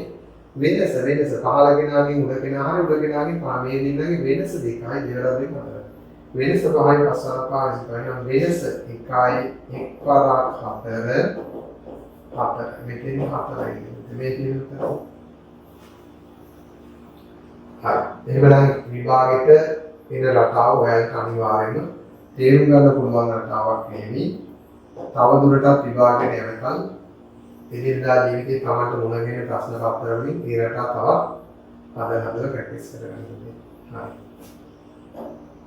ඊළඟට අපි බලමු දැන් මේ හිස්ටෙන් පුරවන ගණන් ටිකක් තියෙනවා. මෙතනත් පුතේ අලුත් දේවල් කීපයක් ඔයාලට අර කියලා දෙන්න තියෙනවා. බලන්න. සාමාන්‍යයෙන් අපි ගත්තොත් පුතේ දැන් මේ වගේ ගණන් මේ දරුවෝ මගෙන් මේ දවස්වල මේ ඊයේත් මගෙන් අහලා තිබ්බා දෙනවා ගානක් දීලා. ඒ ගානට උත්තරේ ගන්න තියෙන සරලම ක්‍රමයක් තියෙනවා. එතකොට බලන්න මම සමහර ඒවාට උත්තර දුන්නු ඒවා තියෙනවා, සමහර ඒවාට උත්තර දෙන්න ආස කරේ නැති ඒවා තියෙනවා. එතකොට පුතේ හොඳට බලන්න මෙන්න මේ රටාවේ වෘත්තයයි ත්‍රිකෝණයයි 13යි, වෘත්තයයි සමචතුරස්‍රයයි 10යි, ත්‍රිකෝණයයි සමචතුරස්‍රයයි 9යි නම් අහන්නේ වෘත්ත සමචතුරස්‍රය ත්‍රිකෝණය වෘත්තය. මෙන්න මේ ගැටලුවේ තියෙනවා පුතේ ලස්සන රටාවක්. මේ රටාව තමයි මෙන්න මේ හොඳට බලන්න පුතේ විභාගයට පුතාලට ඕකට දෙන ඕකම නෙවෙයි සමහරකට දෙන්නේ. විභාගයට දෙන්නේ අඹ ගෙඩියයි ඇපල් ගෙඩියයි රුපියල් 75යි. ඇපල් ගෙඩියයි දොඩම් ගෙඩියයි 65යි. ඊළඟට අඹ ගෙඩියයි දොඩම් ගෙඩියයි වගේ මේ පළතුරු වර්ග තුනක් තියෙනවා. ඒක ළමයින්ගේ නම් නිමල්ගේ කමල්ගේ වර්ග. ඊළඟට නිමල්ගේ අමල්ගේ වර්ග. ඊළඟට කමල්ගේ අමල්ගේ වර්ග. එහෙම දීලා අන්තිමට ආව නිමල් ළමයි පවා තුන් දෙනා. එහෙනම් පුතේ බලන්න මේ උඩ ගොඩවල් තුනම එකතු කරොත් ලැබෙන්නේ මොනවද බලන්න පුතේ? උඩ ගොඩවල් තුනම එකතු කරොත් පුතේ අපිට ලැබෙනවා වෘත්ත දෙකක්. ත්‍රිකෝණ දෙකක්. සමචතුරස්‍ර දෙකක්. සමචතුරස්‍ර දෙකක්. දැක්කනේ පුතේ? මේ ගොඩවල් දෙක එකතු කරොත් ලැබෙන්නේ මොනවද බලන්න? වෘත්ත දෙකයි, ත්‍රිකෝණ දෙකයි, සමචතුරස්‍ර දෙකයි. ඒතකොට මේ ඔක්කොම එකතු කරලා තියෙනවා පුතේ 10 13යි 10යි 23යි 9යි 32යි. එහෙනම් මේ ටික ඔක්කොම එකතු කරලා තියෙන්නේ 32යි. නේ මේ ටික එකතු 32ක් වෙනවා. මේ ටික එකතු 32යි. ඉතින් මෙතන ආන්නේ එක එක නේද? එහෙනම් පුතේ මේක මොකද කරන්නේ? දෙකට බෙදන්න. එහෙනම් මේ ගොඩවල් තුනම එකතු කරලා තියෙනවා පුතේ මේ රූප 6න් වටිනාකම. එතකොට සමානව දෙකට බෙදුනොත් තියෙන එක ගොඩකට මොකද්ද? වෘත්තයයි ත්‍රිකෝණයයි සමතලසය. වෘත්තයයි ත්‍රිකෝණයයි සමතලසය. එහෙනම් සරලම ක්‍රමය තමයි තියෙන්නේ.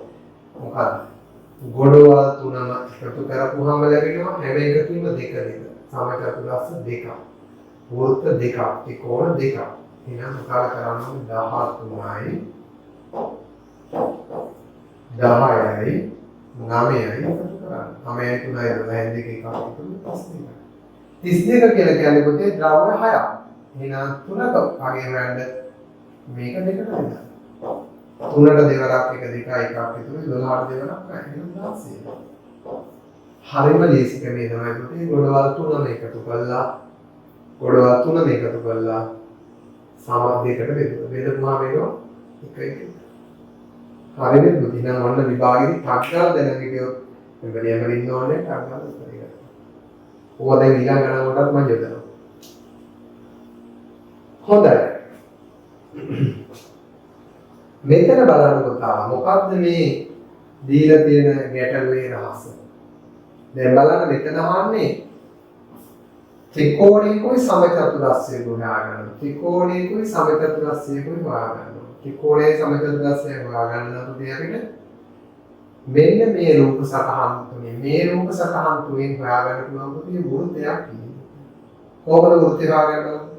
මේ උඩ ගොඩවල් දෙක එකතු කරලා.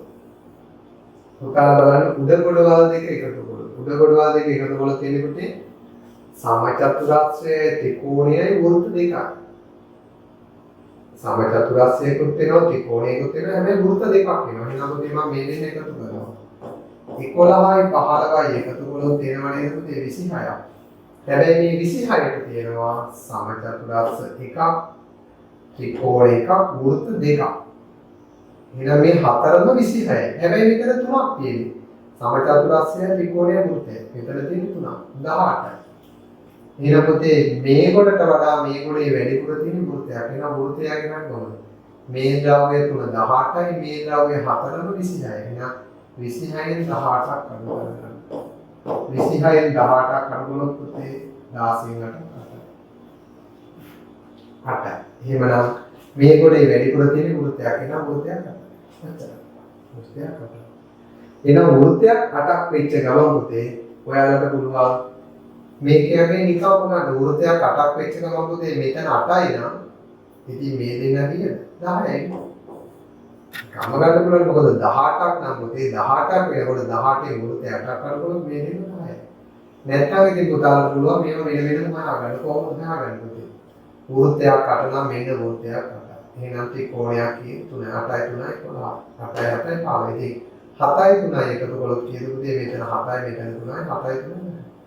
එහෙම ගන්නත් පුළුවන් 10 නැත්නම් අර 18කින් වෘත්තය 8ක් අයින් කරගම වෘත්තය 8යි කියලා හේතුනේ 8ක් අයින් කරගම මේ දෙන්නේ 10යි. කෙසේ නමුත් පුතේ මේක විශේෂිත කරනවා. ආයතරය බලාගන්න පුතාලා මෙන්න මේ කොටවල් දෙකේ තියෙන්නේ සමචතුරස්‍රයේ ත්‍රිකෝණයකුයි වෘත්ත දෙකකුයි. ඔක්කොම රූප හතරක්. මෙතන තියෙන්නේ 1 1 1. එහෙනම් මේ තුන් දෙනාට වඩා මෙතන හතර දෙනාගේ එකක් වැඩිපුර ඉන්නවා වෘත්තයක්. එහෙනම් මේ දෙනාගේ එකතුව තමයි 26. මේ තුන් දෙනා මේ හතර දෙනාගේ එකතුව 26. මේ තුන් දෙනාගේ එකතුව 18. 26න් 18ක් අඩු කරලා තමයි එහෙනම් මොකද කරන්නේ? එහෙනම් පුතේ මේ විභාගයට මම තෝර ගොඩ නැගී ඕගලන්ට විභාගයට ඕන කරලා දෙන්න. අපි දෙන්නා පුතේ මේ හිස්තෙන් පුරවන්න තියෙනවා. බලන්න මේ ගානක හිස්තෙන් පුරවනකොට මොකක් හරි ක්‍රමයක් පුතාලට තියෙනවා. ඇත්තටම මේ ගානේ හිස්තෙන් පුරවල ඇතිවාලා හිතෙන අගයන් දාලා පුරවන්න එපා පුතේ. හොඳට බලන්න මෙතන මෙන්න මේ පේලියයි මේ තීරයයි මේ පේලියයි එකතු කළොත් මොනවද ලැබෙන්නේ කියලා ඕන බලන්න පුතේ. මේ තීරය ගත්තොත් පුතේ මේ තීරයට අහු වෙනවා සමචතුරස්‍ර දෙකකුයි වෘත්තයකුයි. හරියට පුතේ. මේ 19ක් වටිනාකම තියෙන තීරයේ එන්නේ මේ තීරයට එන්නේ පුතේ සමචතුරස්‍ර දෙකකුයි වෘත්තයකුයි. සමචතුරස්‍ර දෙකකුයි වෘත්තයකුයි තමයි 19. මේ පේලියට එනවා වෘත්තයකුයි ත්‍රිකෝණ දෙකකුයි. එතකොට පුතේ මේ තුන් දෙනා 11. එහෙනම් පුතාලා දැක්කද මේ තුන් දෙනා 11යි මේ තුන් දෙනා 19යි. එහෙනම් මේ ගොඩේ තියෙන සමචතුරස්‍ර දෙකයි වෘත්තයයි. මේ ගොඩේ තියෙන්නේ වෘත්තයයි ත්‍රිකෝණ දෙකයි. එහෙනම් පුතේ මේ තීරයයි මේ පේලියයි එකතු කළා කියන්නේ සමචතුරස්‍ර දෙකයි. මේ අතටයි දෙසෙන් වෘත්ත අහු වෙනවා වෘත්ත දෙකයි ත්‍රිකෝණ දෙකයි. එහෙනම් පුතේ මේකේ වටිනාකම ගන්න පුතාලා එකතු කරන්න ඕනේ 19 11. 9යි 10 වෙනි එකක් විතර. එහෙනම් මේ 30ක වටිනාකමක් තියෙන්නේ පුතේ සමචතුරස්‍ර දෙකකුයි. වෘත්ත දෙකකුයි. ත්‍රිකෝණ දෙකකුයි. එහෙමනම් පුතේ සමචතුරස්‍ර දෙකයි වෘත්ත දෙකයි ත්‍රිකෝණ දෙකයි 30යි නම් ඕක දෙකට බෙදුනොත් 15යි නේද උත්තරේ. එහෙනම් ඕක දෙකට බෙදුනොත් 15යි උත්තරේ. 15ක් කියලා කියන්නේ පුතේ මොකක්ද එහෙමනම්? සමචතුරස්‍ර එකයි මේ තියෙන සමචතුරස්‍ර එකයි වෘත්ත එකයි ත්‍රිකෝණ එකයි. එහෙනම් ඔයගොල්ලෝ කරේ මෙන්න මේ තීරයයි මේ තීරයයි එකතු කළා සමචතුරස්‍ර දෙකක් ආවා ත්‍රිකෝණ දෙකක් ආවා වෘත්ත දෙකක් ආවා. අන්න එක දෙකට බෙදුවා. එහෙනම් ඉන්නේ එක සමචතුරස්‍රයයි එක වෘත්තයයි එක ත්‍රිකෝණයයි. 15. එකකට එහෙනම් මේ 15 ගත්තේ මෙන්න මේ දෙකොල්ලෝ එකතු කළා ඒගොල්ලෝ දෙකට බෙදුවා. එතකොට මේ දෙකොල්ලෝ එකතු කරපුවාම ලැබෙන්නේ සමචතුරස්‍ර දෙකයි වෘත්ත දෙකයි ත්‍රිකෝණ දෙකයි. ඔක සමානව දෙකට බෙදුවා කියන්නේ එක සමචතුරස්‍රය එක වෘත්තය එක ත්‍රිකෝණය. දැන් ඕවා පුතේ විභාගෙන් දෙනයි යනවා. දැක්කම රටස් ගාලා හදන්න පුළුවන්. මේ ක්‍රම දියුණු කරගන්නයි ඕනේ පුතේ. මේක ක්‍රම දියුණු කරගන්න ඕනේ. ඊළඟට දරුවනේ තියෙනවා තව විශේෂිත ගානක් 20 වෙනි ගාන. 20 වෙනි ගානේ අහන්නේ මෙන්න මේවාට උත්තර. මේවාට උත්තර අහන්න. හරි. අපි එහෙමනම් බලමු පුතේ මේ වගේ ගානක උත්තර ගන්න විදිය කොහොමද කියලා. හරි. මෙතන නම් පුතේ ලේසි. මොකද ලේසි? එක ද්‍රව්‍යයක් තියෙනවානේ. එක ද්‍රව්‍යයක් හොයාගන්න පුළුවන්. දැන් මෙතන එහෙම බෑ. මෙතන හොයන්න පුළුවන් අනිවාර්යයෙන්ම එක ද්‍රව්‍යයක් 12ක් කියලා කියන්නේ පුතේ මේක ද්‍රව්‍යයක් 4යි. 4යි. දැන් ඉතින් මේ ගාන හරිම ලේසි. මොකද එක ද්‍රව්‍යයක් දාන්නවනේ 4යි. එහෙනම් පුතේ මේ පැත්තට ගත්තොත් 16න් 4ක් අඩු කරලා 16න් 4ක් අඩු කරලා 12යි නම් සමචතුරස්‍රය 6යි 12යි අතරයි 16. එහෙමනම් සෑම ත්‍රිකෝණයක්ම 4ක් වෙනකොට සෑම සමචතුරස්‍රයක්ම 6ක් වෙනවා. එහෙනම් 6යි 4යි 10යි නම් වෘත්තය 3යි. 6යි 4යි 10යි නම් වෘත්තය 3යි 13යි. වෘත්තය 3 නම් පුතේ මෙතනත් වෘත්තය 3යි. දැන් උත්තර ටිකක් ලැබුණා වගේ නේද? එහෙනම් බලන්න 4යි 4යි 8යි 3යි 12යි. 3යි 3යි 6යි 6යි 12යි. හරි නේද පුතේ? හරි නිසා ඕක හොයන්න ත්‍රිකෝණයක් අපි හොයාගත්ත ගමන් එහෙනම් බලන්න පුතේ ඕක ටික ලේසි. මෙතන පුතාලා විශේෂ දෙයක් ඉගෙන ගත්තා. එහෙනම් විභාගෙදි මේ වගේ දෙයක් අහන්න ඉගෙනගන්න ගොඩක්ම වෙයි. තව ක්‍රමයක් පුතේ අත්දැක බලන්න හොයලා බලන්න හොඳයි. අපි එහෙනම් අවුරුද්දට ඉදිරියට අර දේවල් පොඩි ගැටලු මතුවේ පුතේ අපි ඉතින් මේ සාකච්ඡා කරනවා. හරි. එහෙනම් පුතේ බලන්න පුතාලගේ 21 22 23 ගණන. ඒවැය තියෙන්නේ පහසු රටා. ඉතින් මේවා බලලා මේක පෙරේගෙන තියෙනවා. හරි බලන්න පුතාලා.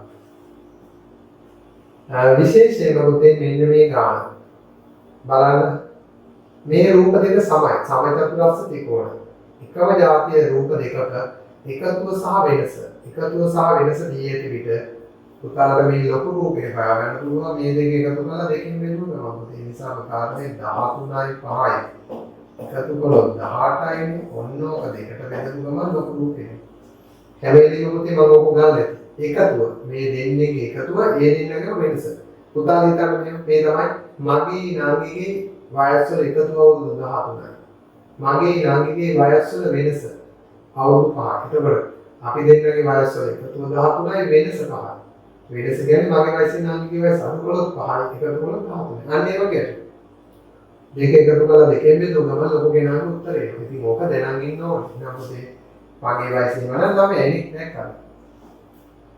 එහෙනම් අනිත් රූපේ ගන්නේ පුතේ එක උත්තරයක් ඒකවල 9යි 4යි 13යි. 9යි 4ක් අඩු.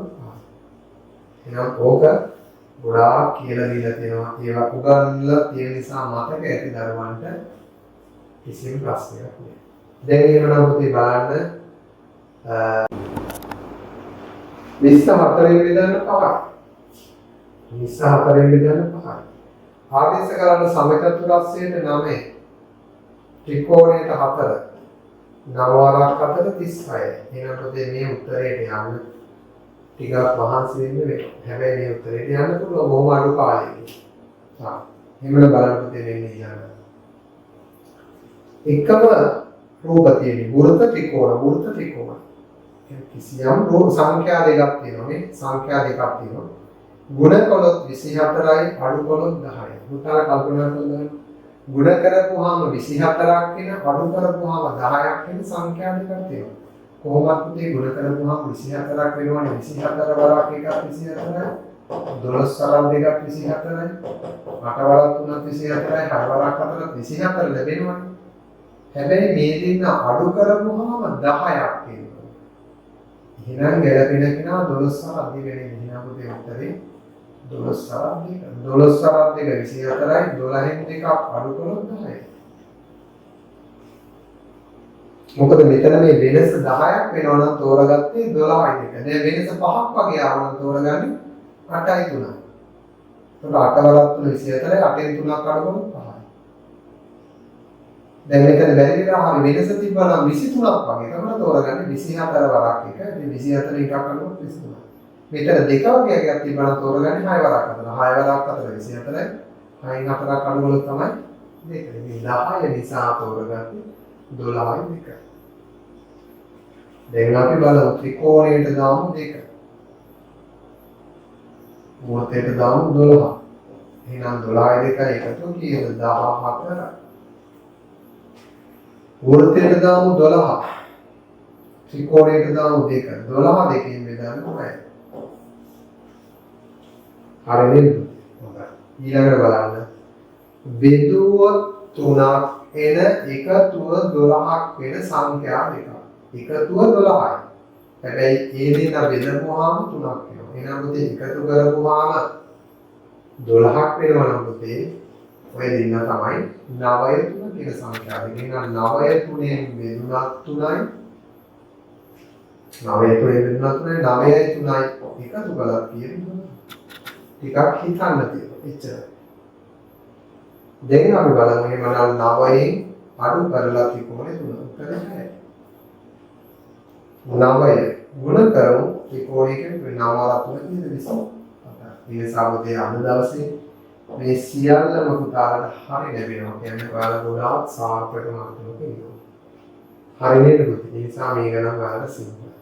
මේක හරියනවා කියන්නේ පුතේ ශිෂ්‍යත්වය ගැන බය වෙන්න එපා. ඔයාලගේ මට්ටම හොඳට මෝරලා තියෙනවා. අපි එහෙනම් දරුවනේ තවත් පිටුවක් වෙනවා කරලා. දැන් අපි යමු කාර්යාලය ඉඳලා තිබු දෙන්න. හරි.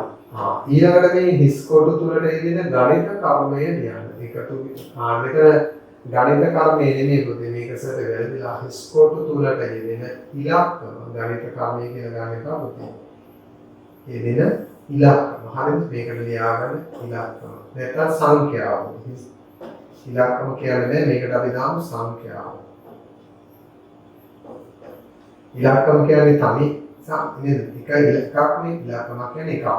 ඉලක්කම වලින් තමයි සංඛ්‍යා එන්නේ. එහෙනම් මේකට දාමු සංඛ්‍යාව. මෙතෙන් තයි ගණිත කර්ම දාන්න. දැන් ඉන්න ටක් ගාලා බලමු ඒවාලා හදලා ඇත්තේ. අපිට වටිනාකම ගන්න පුළුවන් 18 3ෙන් බෙදුනොත් 18 3ෙන් බෙදුනොත් 6යි. එහෙනම් මෙතනත් වටිනාකම 6ක් එනවා.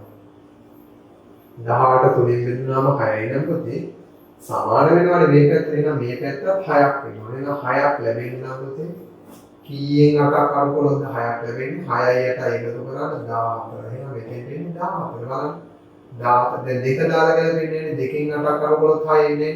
මම එහෙම රැවටෙන්න දානවා. ටිකක් මෙතන දෙක දාපුවාම සමහර අය හිතනවා දෙකෙන් 8ක් අඩු කළොත් 6 කියලා. 8න් දෙකක් අඩු කළොත් 6 වුණාට දෙකෙන් 8ක් අඩු කරන්න බෑ. 6 ගැලපෙන්නේ. එහෙනම් මෙතන 14 ගැලපෙනවා. 14න් 8ක් අඩු කළොත් 6. එහෙමනම් පුතේ ගැලපෙන කෙනෙක් ඉන්නවා කවුද? 14. 14ක් ආවොත් මෙතනත් 6යි මේ පැත්තත් 6යි. ඒකවල දෙපැත්ත සමාන වෙනවා.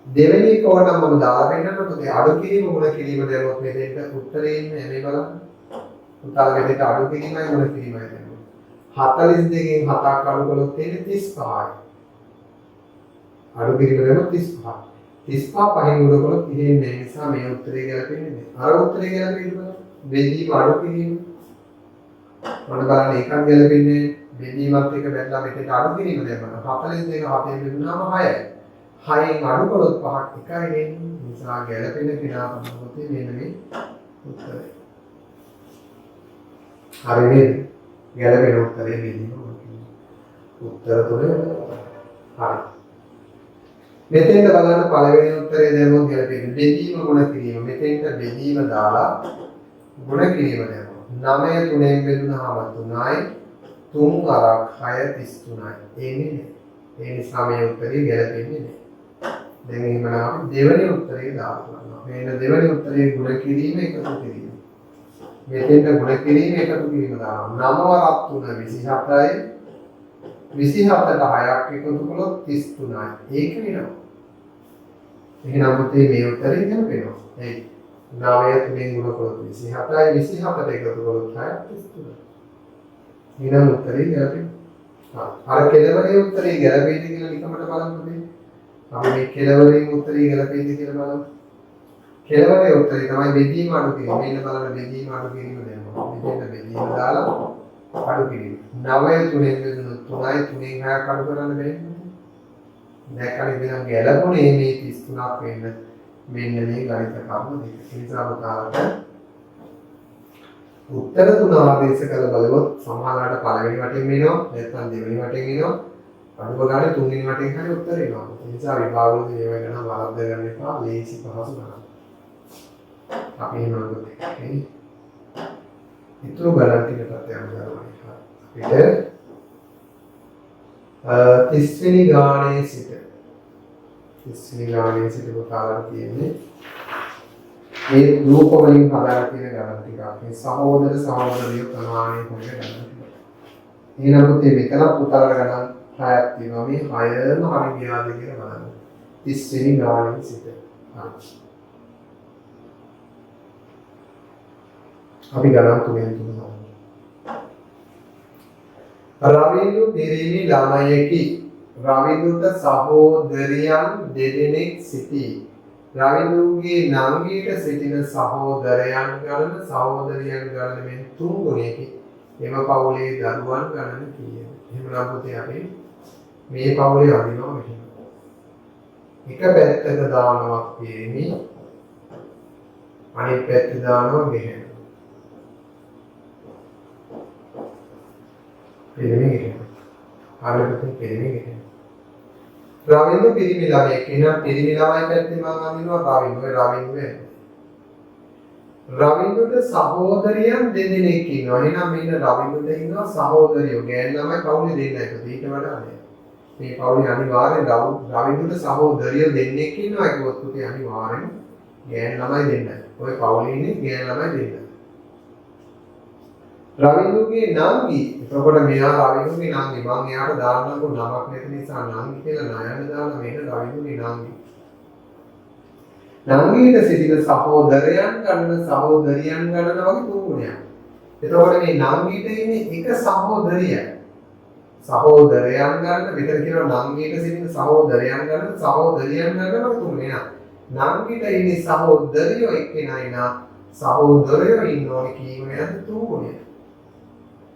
නංගිට එක සහෝදරිය නම් ඉන්නේ සහෝදරයන් ගණන සහෝදරියන් ගණන වගේ 3 ගුණයක්. එහෙනම් නංගිට එක සහෝදරියයි සහෝදරයෝ 3 දෙනෙක් නම් තව කොල්ලෝ දෙන්නෙක් මේ පැත්තට දාන්න. හරිනේ. ඒ කියන්නේ අනිවාර්ය පොතට කියවෙනවා. මොකද පිරිමි ළමයින්ගේ පැත්තෙන් නම් කිව්වනේ රවින්දුගේ පැත්තෙන් නම් කිව්වා සහෝදරියෝ දෙන්නයි කියලා. සහෝදරියෝ දෙන්නෙක් කිව්ව නිසා අනිවාර්යෙන් මේ පැත්තට දෙන්න. දැන් පවුලේ ගෑනු ළමයි දෙන්නෙකුට වඩා වැඩි වෙන්නේ. ඊළඟට ගෑනු ළමයින්ගේ පැත්තෙන් නම් කියනවා නංගිට සිටින සහෝදරයන් ගන්න සහෝදරියන් ගන්න මේ 3 ගුණයක්. එතකොට මෙතන එක්කෙනා නම් මෙතන අනිවාර්යෙන් 3 දෙනෙක් ඉන්නවා. හරියට මෙතන 3 දෙනෙක් ඉන්නවා. එහෙනම් පිරිමි ළමයි 3 දෙනෙක්. එහෙනම් මේ පවුලේ ඔක්කොම දරුවෝ මෙතන 1 2 3 4 5 5යි. දරුවෝ 5යි. රූප සටහනක් එන්නාම තමයි පුතේ තරක කරන්න පහසු. දරුවෝ 5ක් සිටිනවා. උදාහරණයක් හරියට 31 වෙනි ගණන. නිමාලි ගැහැණු ළමයෙක් නිමාලිගේ අයියාට සහෝදරයන් තිදෙනෙකි. අපි බලමු එහෙනම් මෙන්න මේ පැත්තේ මම දෙනවා පිරිමි මේ පැත්තේ ගැහැණු. නිමාලි ගැහැණු ළමයෙක්. එහෙනම් ගැහැණු පැත්තේ මම අඳිනවා නිමාලි. මේ අඳින්නේ නිමාලි. මෙන්න නිමාලි වෙන්න. නිමාලිගේ අයියාට සහෝදරයන් තිදෙනෙකි. එහෙනම් මෙන්න නිමාලිගේ අයියා. මේ තමයි අයන්න දෙන්නේ අයියා. නිමාලිගේ අයියාට සහෝදරයන් තිදෙනෙකි. එහෙනම් අයියට සහෝදරයෝ තව 3 දෙනෙක් ඉන්නවා කියන්නේ අනිවාර්යෙන් මේ පවුලේ පිරිමි ළමයි 4ක් ඉන්නවා. අයියට සහෝදරයෝ තව 3 දෙනෙක් ඉන්නවා කියන්නේ අයියා එක්කෙනෙක් පිරිමි ළමයි තව පිරිමි ළමයි 3 දෙනෙක්. කොල්ලෝ 4 දෙනෙක් ඉන්නවා මේ පවුලේ. අයියාට සහෝදරයෝ 3 දෙනෙක් ඉන්නවා නම් අයියා එක පිරිමි ළමෙක් තව පිරිමි ළමයි 3 දෙනෙක් ඉන්නවා. නිමාලයට සිටින සහෝදරයන් ගණනෙන් අඩගෙන. එහෙනම් දැන් නිමාලයට සහෝදරයෝ ඉන්නවා 4 දෙනෙක්. කියනවා සහෝදරයන් ගණනෙන් අඩගෙන. එහෙනම් නිමාලයට සහෝදරයෝ 4ක් ඉන්නවා. 4න් අඩක් කියන්නේ සහෝදරයෝ දෙන්නයි. එහෙනම් මෙයාට මේ පැත්තේ 4 දෙනෙක් ඉන්නවා කියන්නේ මේ පැත්තෙන් ඉන්නේ කියන්නේ නම් දෙන්නයි. නිමාලයට සිටින සහෝදරයන් ගණනෙන් අඩක් සහෝදරයෝ 4ක් ඉන්නවා සහෝදරයෝ එකෙන් භාගයෙන් දෙන්නයි. දැන් අහන්නේ නිමාලිගේ අයියාට සිටින සහෝදරයන් ගණන. අයියා වෙන්න අයියාට ඉන්නවා සහෝදරයෝ කියන්නේ නිමාලි තව දෙන්නෙක් 1 2 3 දැන් හිතන්න එපා මේ මුකුත් විභාග වලට අහන්නේ නැහැ කියලා. සමහර දරුවෝ හිතාගෙන ඉන්නවනේ මේ මුකුත් අහන්නේ ආහාර ප්‍රශ්න පත්‍රය දෙනියව තමයි අහන්නේ නෑ. පුතේ බලන්නකෝ අන්තිමට ශිෂ්‍යත්ව විභාගෙට ගිහම පුතාලා මේ ඉගෙන ගන්න දේවල් මේ රටාවන් විභාගෙට දෙනවා. හරි. හොඳයි පුතේ. ඒ නිසා මේ 32 වෙනි ගාන හරියට පුතේ මේ වගේ ගානක් පැටර්න් ලියා ගන්න පුළුවන් වෙන්න ඕන. හදලා බලන්න. ඔයාලට මේවා සිම්පල් ගැටලුනාට සමහර අයට මේවා හිතා ගන්නවත් බැහැ. ලියන්න දිහා හිතා ගන්නවත් බැහැ. හැබැයි ඔයාලා ලියන්න දාන්න. සෙව්වන්විත සහෝදරයන් දෙදෙනෙක් සිටී. හොඳයි පුතේ මම මේ දානවා මේ එක පැත්තක. ඕනනම් මම මේ පැත්තේ දාන්නකො පිරිමි. ගැහැණු. එතකොට මේ පැත්තේ තමයි සෙව්වන්වි ඉන්නේ. මෙන්න සෙව්වන්වි ඉන්නේ. සෙව්වන්විත සහෝදරයන් දෙදෙනෙක් සිටිනවා. සෙව්වන්විත සහෝදරයෝ දෙන්නෙක් ඉන්නවා නම් පුතේ අනිවාර්යෙන් ඔය පවුලේ කොල්ලෝ දෙන්නයි. ඊට වඩා වැඩි වෙන්නේ නැහැ. මොකද සහෝදරයන් කියනවා කාටත් සෙව්වන්විත අක්කලා නංගිලා කාටත් ඉන්නේ මේ සහෝදරයෝ දෙන්න විතරයි. එම සෑම සහෝදරයෙකුටම සහෝදරයන් දෙදෙනෙකු සිටී. එතකොට හිතන්න එපා පුතේ මෙයාට සහෝදරයෝ දෙන්නයි මෙයාට සහෝදරයෝ දෙන්නයි ඔක්කොම සහෝදරයෝ 4ක් ඉන්නවා කියලා නෑ. අපි හිතමුකෝ පුතේ මෙන්න සෙව්වන්දිගේ මල්ලිලා දෙන්න කියලා හිතන්න. සෙව්වන්දිගේ මල්ලිලා දෙන්න. මම එක්කෙනෙක්ගෙන් කියනවා පුතේ ඔයාලට සහෝදරියෝ කී දෙනෙක් ඉන්නවද? එයාට මට දෙන්නෙක් ඉන්නවා සහෝදරියෝ. මම අහනවා මෙයාගේ පුතේ ඔයාට සහෝදරියෝ කී දෙනෙක් ඉන්නවද? එයා කියනවා මට සහෝදරියෝ දෙන්නෙක් ඉන්නවා. ඒ කියන්නේ ඒ පොඩි සහෝදරියෝ 4 දෙනෙක් ඉන්නවද? නෑ පුතේ. මොකද මෙයාට ඉන්නේ සහෝදරියෝ දෙන්න නම් සෙව්වන්දි සහ එක්කෙනෙක්. ඉතින් මෙයාට ඉන්න සහෝදරියෝ දෙන්න නම් තමයි මෙයාටත් ඉන්නේ. ඊළඟ මෙයාගෙන් අහනවා මෙයාට මට සහෝදරියෝ දෙන්නෙක් ඉන්නවා නේ. මම ඔයාලට කියන්නේ මට සහෝදරියෝ දෙන්නෙක් ඉන්නවා. එහෙනම් පුතේ මෙයාට දෙන්න 4යිනේ ඊළඟ මෙයාගේ සහෝදරියෝ දෙන්න මෙයාගේ සහෝදරියෝ දෙන්න.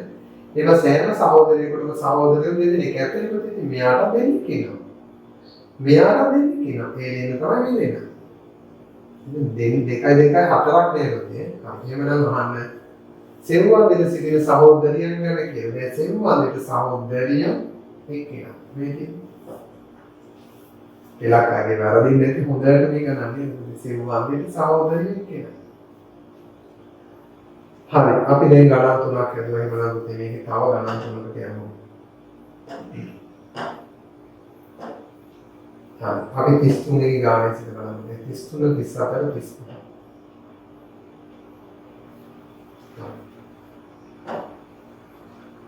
ගැටලු ඕනුනාට පස්සේ පුතේ බොහොම පහසුයි. නිමල්ට සහෝදරයන් දෙදෙනෙක් සිටී. එහෙනම් මම මේ පැත්තේ දානවා පිරිමි, මේ පැත්තේ දානවා පුතේ ගැහැණු. නිමල්ට සහෝදරයන් දෙදෙනෙක් ඉන්නවා. එහෙනම් මම පුතේ පිරිමි පැත්තේ දානවා නිමල්.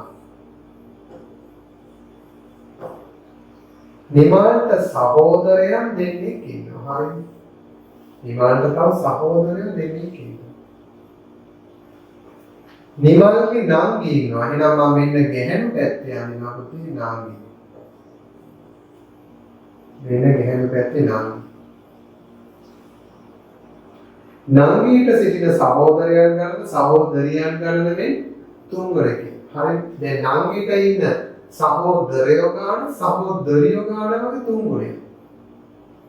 එහෙනම් නංගීට ඉන්න ඕනේ සහෝදරියෝ කොච්චරද? මේ සහෝදරියෝ එක්කෙනෙක් ඉන්නවා. හරි. නංගීට සිටින සහෝදරයන් ගන්න සහෝදරියන් ගන්න වගේ තුන්වරේ. සහෝදරියන් ගන්න වගේ තුන්වරේ. ඉතින් මෙතන තුනක් ඉන්නවා නම් සහෝදරයෝ තුනක් ඉන්නවා නම් සහෝදරියෝ ඉන්නවනේ එක්කෙනෙක්. හරි. එතකොට නංගීට සිටින සහෝදරයන් ගන්න මේකේ සහෝදරයන් ගන්න සහෝදරියන් ගන්න වෙන තුන්ගුණයක්. ඉතින් සහෝදරියෝ එක්කෙනයි සහෝදරයෝ තුන්දෙනයි. නංගීට සිටින සහෝදරයන් ගන්න සහෝදරියන් ගන්නවා තුන්ගුණයක්. එහෙනම් ඉඳලා තියෙන නංගීට එක සහෝදරිය. අහනවා නිමල්ට සිටින සහෝදරියන් ගන්න කියන්නේ. එහෙනම් නිමල්ට සිටින සහෝදරයන් ගන්න තමයි දෙන්න. නිමල්ට සහෝදරිය දෙන්න. මොකද කොච්චර දිව්වත් පුතේ විභාගෙට ගාන හදාගන්න බැරිව කරන්නේ. ඒ නිසා විභාගෙදි කිසිම කෙනෙක් හිතන්න එපා මේ ගාන අහන්නේ නෑමයි කියලා යන්නේ. අපි හිතන්න ඕනේ මේ වගේ ගානක් විභාගෙදි අහනවා. මොකද අවුරුද්දෙන් අවුරුද්ද ඇහුවා. මොකද දැනුත් අපි යන්නේ පහුගිය අවුරුද්දේ අහමු වගේ ගන්න. මෙන්න. බස් එක සිටින පිරිමි මගින් ගණන ගැහැණු මගින් ගණන වගේ තුන් ගුණයක්. තවත් ගැහැණු 8 දෙනෙක් බස් එකට ගොඩක් පසු බස්සේ සිට ගැහැණු හා පිරිමි මගින් ගන්න සමානයි. දැන් බස්සේ සිට මුළු මගින් ගන්න කීයද? ඒකත් අදිනේ පුතේ අපි ඔය විදිහට. මේ පැත්තේ දානවා පිරිමි, මේ පැත්තේ දානවා ගැහැණු. බස්සේක සිටින පිරිමි මගින් ගන්න ගැහැණු මගින් ගන්න මෙන් තුන් ගුණයක්. පිරිමි වැඩි. ගැහැණු වගේ තුන් ගුණයක් ඉන්නවා පිරිමි. ගැහැණු වගේ තුන් ගුණයක් පිරිමි. කියන්නේ බස් එකේ පිරිමි වැඩිපුර ඉන්නවා. තව ගැහැණු 8 දෙනෙක් බසයට ගොඩ වූ පසු. එහෙනම් තව ඔන්න ගැහැණු පැත්තට 8 දෙනෙක් දානවා. දැන් 8 දෙනෙක් නැග්ග බස් එක. ඒවා රූප අදින්නේතු හදන්න අමාරුයි. තව 8 දෙනෙක් බසයට ගොඩ වූ පසු බසයේ සිටින ගැහැණු පිරිමි මගින් සමාන වෙනවා. එහෙනම් පුතේ මේ පැත්ත ටිකයි මේ පැත්ත ටිකයි සමාන වෙනවා. එහෙනම් මේ ගොඩට මේ ගොඩ සමාන නම් පුතේ මේ 8 සමාන වෙන්නේ මෙතන ගොඩවල් දෙකට. මොකද මේ එක ගොඩකට එක ගොඩක් සමාන නම් 8 සමාන වෙන්නේ ගොඩවල් දෙකකට. එහෙනම් මෙන්න මේ ගොඩවල් දෙකේ ඉන්න ප්‍රමාණය 8ක් වෙනවා. එහෙනම් පුතේ 4යි 4යි. හරිද? එහෙනම් මේක 4 නම් මේක 4 නම් මේකත් 4යි මේකත් 4යි. එහෙනම් පුතේ ඇත්තටම ඉඳලා තියෙන බස් එකේ පිරිමි 12 දෙනෙක්. පිරිමි 12 දෙනෙක් ඉඳලා තියෙනවා. ගැහැණු ඉඳලා තියෙන 4 දෙනෙක්. ඉතින් 4 වගේ 12 කියලා කියන්නේ 3 ගුණයක්. ඊට පස්සේ තමයි කව ගැහැණු 8 දෙනෙක් ඉන්නේ. ඒකට 8යි 4යි 12යි මෙතන 12යි එතකොට ගැහැණු දෙනෙක් සමානයි. ඊළඟ දැන් බස් එකේ කී දෙනෙක් ඔක්කොම ඉන්නවද මොකද බලන්න. මෙතන 12යි මෙතන 12යි දැන් බස් එකේ 12යි 24යි. රූප සටහනක් අදින්න පුරුදු වුණා නම් පුතේ කිසිම අපහසුයක් නැහැ. නිසා ඔයාලා දැන් මේ රූප එහෙට දැකලා මේ විදිහට ඇදලා පුරුදු වෙලා ගණන් කරන්න. හරිද? තුන් ගුණයක් නම් මේක එකක් කරලා මේ පැත්තට ගොඩවල් තුනක් ඇඳලා ඊට පස්සේ තව 8 දෙනෙක් නැග්ගාම අපි සමාන කරනවා. සමාන කරන්නේ මේ ගොඩට මේ ගොඩ සමානයි නම් මේ 8 සමාන ගොඩවල් දෙකක්.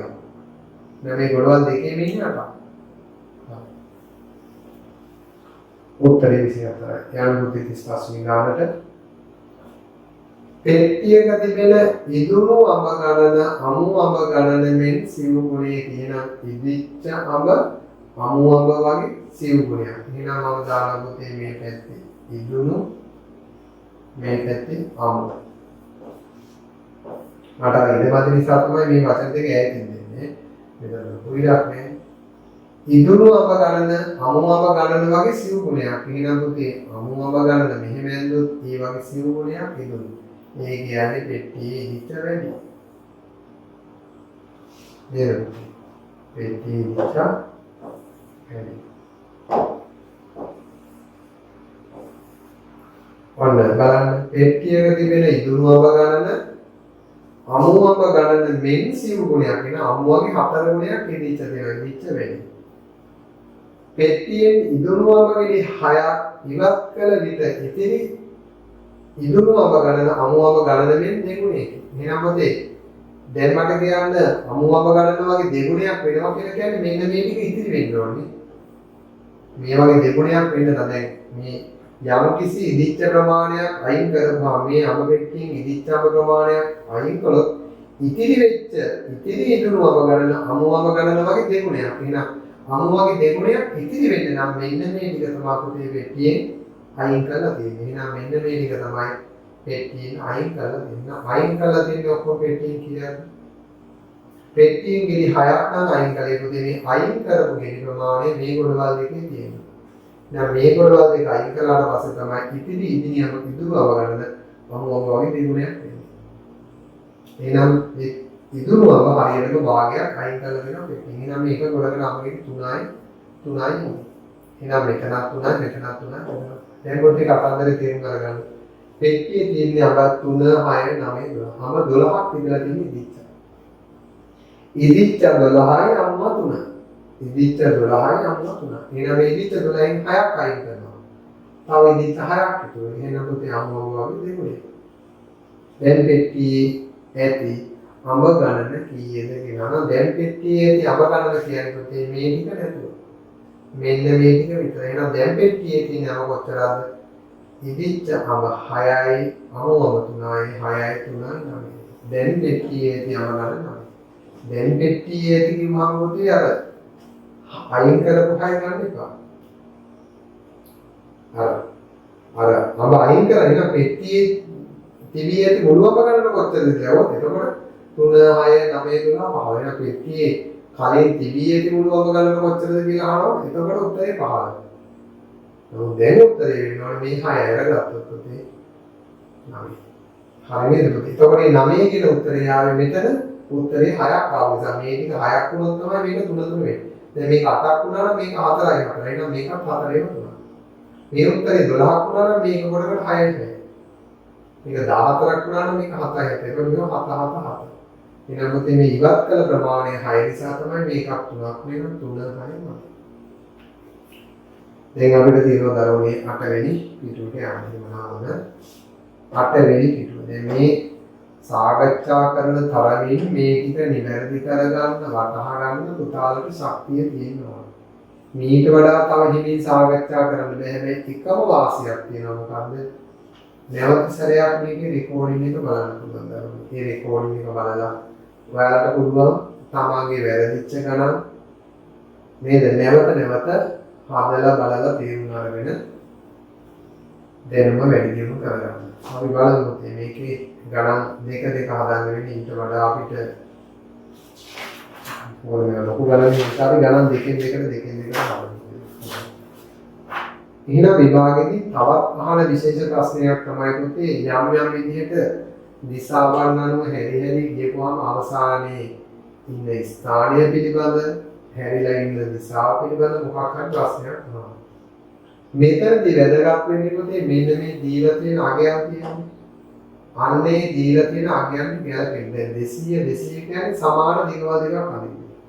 මෙතන බලන්න 20 20 40 තියෙනවා. ඒකෝර 40 කියන්නේ 20 වගේ දෙගුණයක් අදින්න. 20 දැන්නේ පොත් කොට 3ක් නම් 40ට අදින්න ඕනේ. ඒ වගේ දෙගුණයක් පොත් කොට 6ක් විතර අදින්න. අපි බලමු මෙතන පුතාලා තියෙනවා ගණන් කතාව.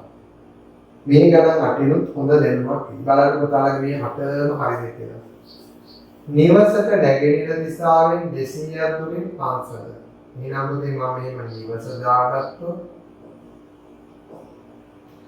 නිවසට නැගෙනහිර දිශාවෙන් 200ක් දුරින්. එහෙනම් මෙන්න නැගෙනහිර දිශාවෙන් 200ක් දුරින් මෙතන තියෙනවා 500. උදාහරණයක්. නිවසට නැගින්න පැත්තෙන් 200ක් දුරින් පන්සල පිහිටා ඇත. රෝහල පන්සලට 200යින් දකුණින්. එහෙනම් පන්සලට මේ දෙන්නේ රෝහල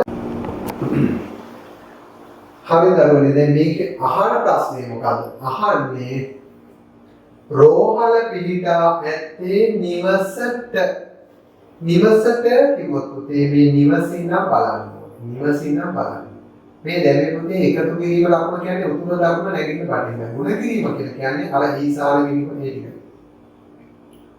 ඒ නිසා අපි ඔය විදිහට දාගන්නවා. එකතු කිරීම ලකුණ දාලා ගුණ කිරීම ලකුණ දාගන්නවා. අපි ඔකට කියන්නේ වාට ජේසි නිසා එකතු කිරීම දාන්න ගුණ කිරීම දාන්න. එහෙනම් නිවසට කොමන දිශාවෙන්ද මෙන්න නිවසට තියෙන දිශාව. එහෙනම් මේ දිශාව කියන්නේ උපුල් ඊළඟ නැවේ ගිනි. කොමන දිශාවෙන්ද ගිනි කොන දෙකම දන්තද ලියන්නේ. මුරුද ජාතක ලියන්නේ දැන් ගිනි කොන කියනකොට දෙකම දන්තද. ඉස්සර තමයි පොත්වල තිබුණේ ගිනි කොන කියන්නේ මේ නියන්න මුරුදද තිබිලා මේක දන්තද වුණා. ඊළඟට මේක දන්තද තිබිලා මේක මුරුදද වුණා. දැන් අලුතින් කියන්නේ දෙකම දන්ත ජාතක ලියන්නේ. ඒ නිසා ඒක ප්‍රශ්නයක් කරගන්න එපා. පොතේ තියෙන දේ ගිනි කොන. කොමන දිශාවෙන්ද කියලා අහලා තියෙන නිසා පුතේ ගිනි කොන කියලා ලිව්වත් හරි ගිනි කොන දිශාවෙන් කියලා ලිව්වත් හරි. මොකද මෙතන දිශාවෙන්ද කියලා අහනකොට දිශාව අනිවාර්ය නෑ. ගිනි කොන ලිව්වහමත් ඇති. ගිනි කොන දිශාවෙන් කියලා ලිව්වහමත් ඇති. නමුත් පුතේ මෙතන කොමන දිශාවෙන්ද අහන නිසා මෙතන දසාව කියන එක දිශාව කරගන්න කොමන දිශාවෙන්ද නම් මේ දිශාවෙන්ද කියලා අහනකොට දිශාව නොලිය ගිනි කොන විතරක් ලියවුවම ඇති. හොඳයි. දෙවෙනි ගාථය. ගයාන් පිටණියේ තමා සිටිතෙනින් දකුණු දිශාවට මීටර 20ක් ගොස්. දකුණු දිශාවට මීටර 20ක් ගොස්. එහෙනම් මේක දිමාගිය තමයි. අද පාඩම ගන්න උත්තර දෙන්න. මෙතන හිටියේ ගයාන්. තමා සිටිතෙනින් දකුණුවත් ඉස්සෙල්ලාම දකුණු දිශාවට 20ක්. එහෙනම් මේ වගේ දකුණු දිශාවට යනවා මීටර 20ක්. තමාගේ දකුණු පැත්තට. ඒ නිසා පුතේ උතුරට යනකොට දකුණ මේ පැත්ත. වම මේ පැත්ත. හැබැයි දකුණට යනකොට අර පැත්ත වම පුතේ. දකුණට ගියත් අර පැත්ත වම. එහෙනම් මේ පැත්තට ගියොත් දකුණ. දැන් හැම වෙලේම මෙහෙට ගියත් දකුණ මෙහෙට. මෙහෙට ගියොත් දකුණ මෙහෙට. මෙහෙට ගියත් දකුණ මෙහෙට. මෙන්න මේ පැත්තට යනවා. පොත බලන්න මේ පොත කරකවල බලන්න පුළුවන්. මේ පොත කරකවල බලනකොට තේරෙනවා ඊතරගෙන දකුණ කියන්නේ මේක. එහෙනම් මෙහෙට යන කෙනාගේ අර පැත්තට වම මේ පැත්තට දකුණු දිශාවට. දකුණු අත පැත්තට හැරී මීටර 20ක්. එහෙනම් ආයි යන්නේ මීටර 20යි. පොඩි පුතා. නැවත දකුණු අත පැත්තට හැරී ගියොත් ආයි උඩ පැත්තට. මේ පැත්තට හැරී මීටර 40ක්. එහෙනම් 40ට පුතා ලබින්න ඕනේ කොච්චරද? මොන ඕක තමයි පුතේ. හරි. අන්න බලන්න. දැන් ඔයාලා 20ට 20ට එන්නේ මේ වගේ පොඩි දුරවල් දෙකක් නම් පුතේ ආයි දකුණු අත පැත්තට හැරෙනවා කියන්නේ මේ පැත්තට හැරිලා 40ක් යනවා කියන්නේ පුතේ හරියට 20ව දෙකක්. මම දැනට ඉන්නේ මම නිසා පුතේ මෙහෙන් අදින්න මේ වගේ දෙකක් යනවා. මෙන්න මේ වගේ මෙන්න මෙතන. ඒ 20කට අදින්නේ පොත් කොට දෙකක් විතර නම් මේක දෙකයි මේක දෙකයි මේක දෙකයි දෙකයි හතර. මේක කොට 3යි නම් මේක කොට 3යි නම් මේක කොට 6යි. දැන් එතකොට බලන්න දෙන්නෝ සිටින්නේ මෙතන පටන් ගත්තෙන සිට. එහෙනම් ඔහු දැන් ඉන්නේ පටන් ගත්තෙන සිට කුමන දිශාවකින් යනවා. මෙන්න පටන් ගත්තෙන සිට ගත්තොත් මෙන්න පටන් ගත්ත තැන නම් පටන් ගත්ත තැන ඉඳන් මෙන්න මේ පැත්තේ කියන්නේ මෙන්න මේ දිශාව මොකක්ද? උකුල් ඊළඟ නැවී ගින් ධම්මේ නිදිද බලා වරේ. එතකොට වයම. එතකොට වයම විතරක් දිව්වහම ඇති වයම දිශාවෙන් කියලා ලියන්න ඕනේ. වයම දිශාව. හරියද? වයම දිශාව. ඊළඟ මේක ප්‍රමාණයන් වේද ගැනීම දැනගන්න 20 20 මේක 40. එතකොට මේක වයම පැත්තට ගන්නකො වෙනවා. හරි. අපි එනවා ඊළඟ ප්‍රශ්නට යනවා.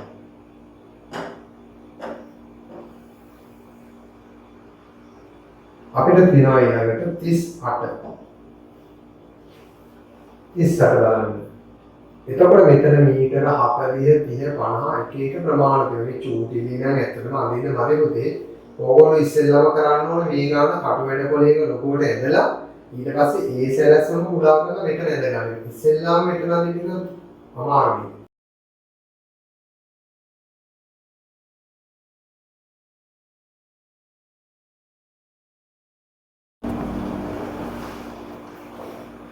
හොඳයි පුතේ බලන්න.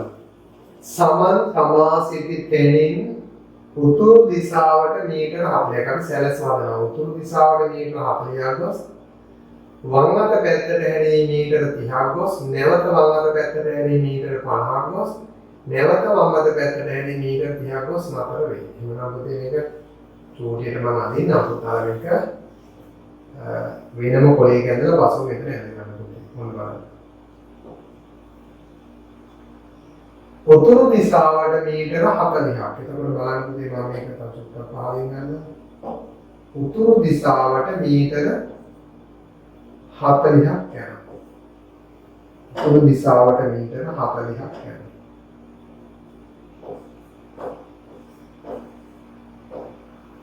උතුරට 40ක්. වම් අත පැත්තට හැරී මීටර 30ක්. ඊළඟ වම් අත කියන්නේ මේ පැත්ත. මේ පැත්තට හැරිලා ගොඩක් යන්නේ මීටර 30යි යනවා. මෙතෙන්ට. 40ට වඩා චුට්ටක් ඕන දුර අඩු කරලා 30 හැදගන්න. හරිද? වම් අත දිශාවට වම් අත මෙතන වම් අත දිශාවට කිව්වට මේක වම් අත පැත්තට ගෙනියන්නේ. වම් අත පැත්තට. තමාගේ වම් අත පැත්තට දිශාවට වම් අත පැත්තට හැරී මීටර 30ක් වස් නැවත වම් අත පැත්තට හැරී මීටර 50ක්. එහෙනම් නැවත වම් අත පැත්තට කියලා කෙනෙකුට ආයෙත් 15. දැන් මෙහෙම යන කෙනා නැවත වම කියන්නේ 15ට. ඒකට 15ට යනවා මීටර 50. ඒකට 50 අදින්න ඕනේ පුතේ. 40ට වඩා ටිකක් වැඩි වෙනනේ. මෙන්න මීටර 50. මෙන්න බලන්න මීටර 50.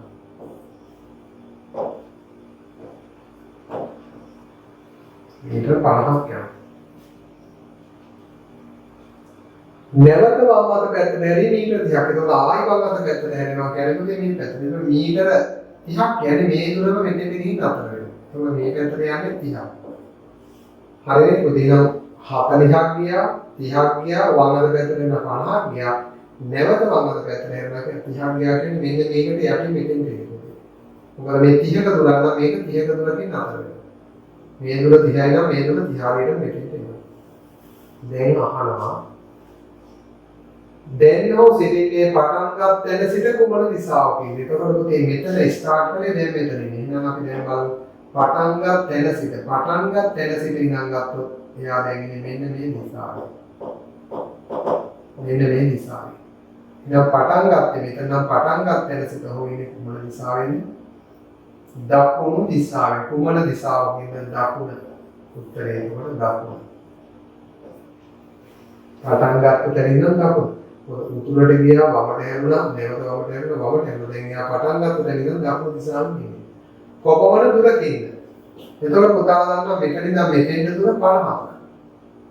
50ක්. එතකොට මෙතන ඉඳන් මෙතෙන්ට දුර 40ක්. එහෙනම් පුතේ මෙන්න මේ ඉතුරු ටික වෙන්නේ 50න් 40ක් අනුව 10. එහෙනම් කොච්චර දුරකින්ද? මීටර 10ක දුරකින්.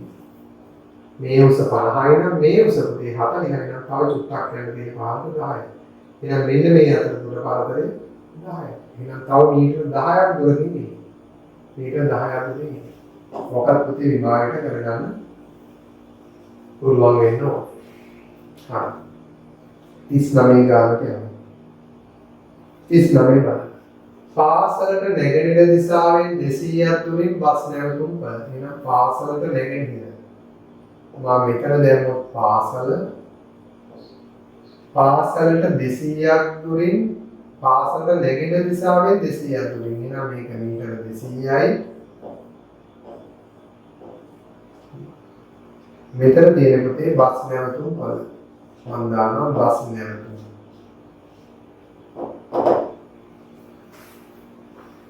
රෝහල පාසලට 100ක් දකුණු දිශාවෙන්. එහෙනම් රෝහල තියෙන්නේ පාසලට එහෙනම් පාසලේ ඉඳන් බැලුවොත් පාසලට 100ක් දකුණින්. පාසලට 100ක් මීටර 100ක් දකුණින් තමයි රෝහල තියෙන්නේ.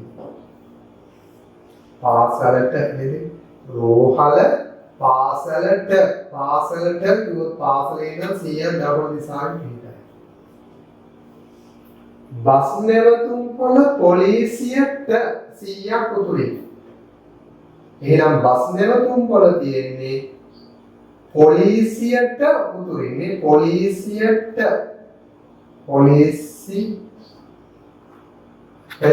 මේක පොලිසියට මාරු කරන්නේ පොලිසියට 100ක් උතුරින්. හරිනේ ඒ නිසා මෙතන පුතේ හදාගන්න පොලිසියට පොලිසියට. එහෙනම් බස් නැවතුම්පොළ තියෙන්නේ පොලිසියට 100ක් උතුරින්. එහෙනම් පොලිසියට උතුරින් බස් නැවතුම්පොළ තියෙනවා නම් පොලිසිය තියෙනවා පුතේ මෙන්න මේ පොලිසියට උතුරින් තමයි පොලිසියට 100ක් උතුරින් තමයි බස් නැවතුම්පොළ. හරිනේ. බස් නැවතුම්පොළ පොලිසියට මීටර 100ක් උතුරින්. එහෙනම් පොලිසියට මීටර 100ක් උතුරින් බස් නැවතුම්පොළ. හරි. දැන් එහෙනම් පුතේ ඔයාලගෙන් අහන්නේ රෝහල පිටායත්තේ පොලිසියට කුමන දිශාවෙන්ද? මෙන්න. එහෙනම් රෝහල පිටලා තියෙන පොලිසියට කුමන දිශාවෙන්ද කියලා හොයන්නේ පුතේ. ඕගොල්ලෝ බලන්න ඕනේ මේකේ. පොලිසියට කුමන දිශාවෙන්ද? එහෙනම් පොලිසිය නම් කතරයක් ගමු පුතේ මෙන්න මේ දිශාවෙන් රෝහල දෙන්නේ. රෝහල පිටායත්තේ පොලිසියට මෙතනට එහෙනම් පොලිසිය නම් බලන්න පොලිසියට කුමන දිශාවෙන්ද? පොලිසියට බටහිර දිශාවෙන්. කුමන දිශාවෙන්ද? දිශාවෙන්ද කියලා නිසා පුතේ බටහිර ලියුවත් ඇති. බටහිර දිශාවෙන්. කුමන දිශාවෙන්ද? බටහිර දිශාවෙන්. කුමන දිශාවෙන්ද? බටහිර දිශාවෙන්. බටහිර. කොපමණ දුරකින්ද? මේක ඍජු කෝණාස රූපයක් නිසා පුතේ මෙතන දුර මීටර 200 වෙනවා. බලන්න පුතේ මේ ටික ඔක්කොම හරියනම් ඔයාලා උදා ගන්න මීටර 200. මොකද මේක 200යි නම් පුතේ මේක 200යි මේක 100යි මේක 100යි. ඒතකොට මේක ඍජු කෝණාස්ක හැඩයට අඳින්නද කියලා. හරියට අරට අකුරු ඒ අකුරු බලලා නිවැරදි දිශාවම අඳින්න. හරිනේ. හරිනේ. පාසලට නැගෙනකින් 200ක් දුරින් බස් නැවතුම්පොළ. රෝහල පාසලට 100ක් ගන්න. රෝහල කියන්නේ පාසලට. රෝහල කියන්නේ පාසලට දක්වන. බස් නැවතුම්පොළ පොලිසියට උතුරින්. එහෙනම් පොලිසියට උතුරින් බස් නැවතුම්පොළ. අන්තිමට අහනවා රෝහල පිටායත්තේ පොලිසියට බටහිර දිශාවෙන් දුර මීටර 200. හරි. ඉමරපතේ ඊළඟ බලන්න 40 වෙනි ගණන. අපි දැන් බලමු 40 41 වෙනි ගණන් මේක. විභාගයේදී අපි හිතන්නේ පුතේ මෙච්චර සැර වැඩි වෙන්න හයි කියලා. නමුත් සමහර අවුරුදු ලැබුවා. නමුත් අපි මීට වඩා සරල මට්ටමකට ගණන් බලාපොරොත්තු වෙන්නේ. අපි හදන්න පුතේ. සොනිමල් පිට්ටනියක එක පැත්තකට සිට දකුණු දිශාවට මීටර 15ක් ගොස් සමාගයේ දකුණු අත දිශාවට මේ පුතේ එක පැත්තට දකුණු අත පැත්තට හැරේ මීටර 30ක් ගොස්. මොකද දකුණු අත කිව්වහම පැත්තට වෙන්න ඕනේ. දකුණු කිව්වොත් විතරයි දිශාව. දකුණු දිශාවට කියන්නේ ඇත්තටම දකුණට. දැන් දකුණු අත දිශාවට නෙමෙයි පුතේ දකුණු අත පැත්තට. ඒක පුතේ චුට්ටක් මොන්දෙන් දොස් හදාගන්න. හැරී මීටර 30ක් ගොස් නැවත වම් අත පැත්තට හැරී මීටර 15ක් ගොස් නවතියි. අපි දැන් බලමු එන්න. දකුණු දිශාවට 15ක් යනවා. එහෙමනම් පුතේ දකුණු දිශාවට 15ක් ගොස් තමාගේ දකුණු අත පැත්තට යනවා. එහෙනම් මෙතන ඉඳලා දකුණු දිශාවට ඉස්සෙල්ලාම යනවා මීටර 15. ගිහිල්ලා තමාගේ දකුණු අත පැත්ත උතුරට යනකොට දකුණු අත පැත්ත මේ පැත්ත නම් දකුණට යන කෙනෙක්ගේ දකුණු අත පැත්ත වෙන්නේ මෙහාට. මේ දිශාවට මෙහාට යනකොට අර පැත්ත වම මෙහාට ගියොත් දකුණ වෙන්නේ මේ පැත්තට. ඒ නිසා මෙහාට ගියොත් මෙහෙට දකුණ වෙන්නේ මේ පැත්තට. මෙන්න මේ පැත්තට. හරි බලන්න පුතේ 15ක් තමාගේ දකුණු අත පැත්තට ඇරී මීටර 30ක්. එහෙනම් මෙන්න මේ පැත්තට යනවා 15ගේ දෙගුණයක් විතර. මේ වගේ දුරක් යනවා මීටර 30ක්. නැවත වම් අත පැත්තට හැරී මීටර 15ක්. එහෙනම් නැවත වම් අත පැත්තට ගියොත් දැන් මෙහෙට යනකොට මෙහෙට දකුණ වම් අත පැත්තට කියන්නේ ආපහු මේ පහළ පැත්තට. ඊළඟ පහළ පැත්තට හැරිලා තව මීටර 15ක් ගොස් නතර වෙනවා.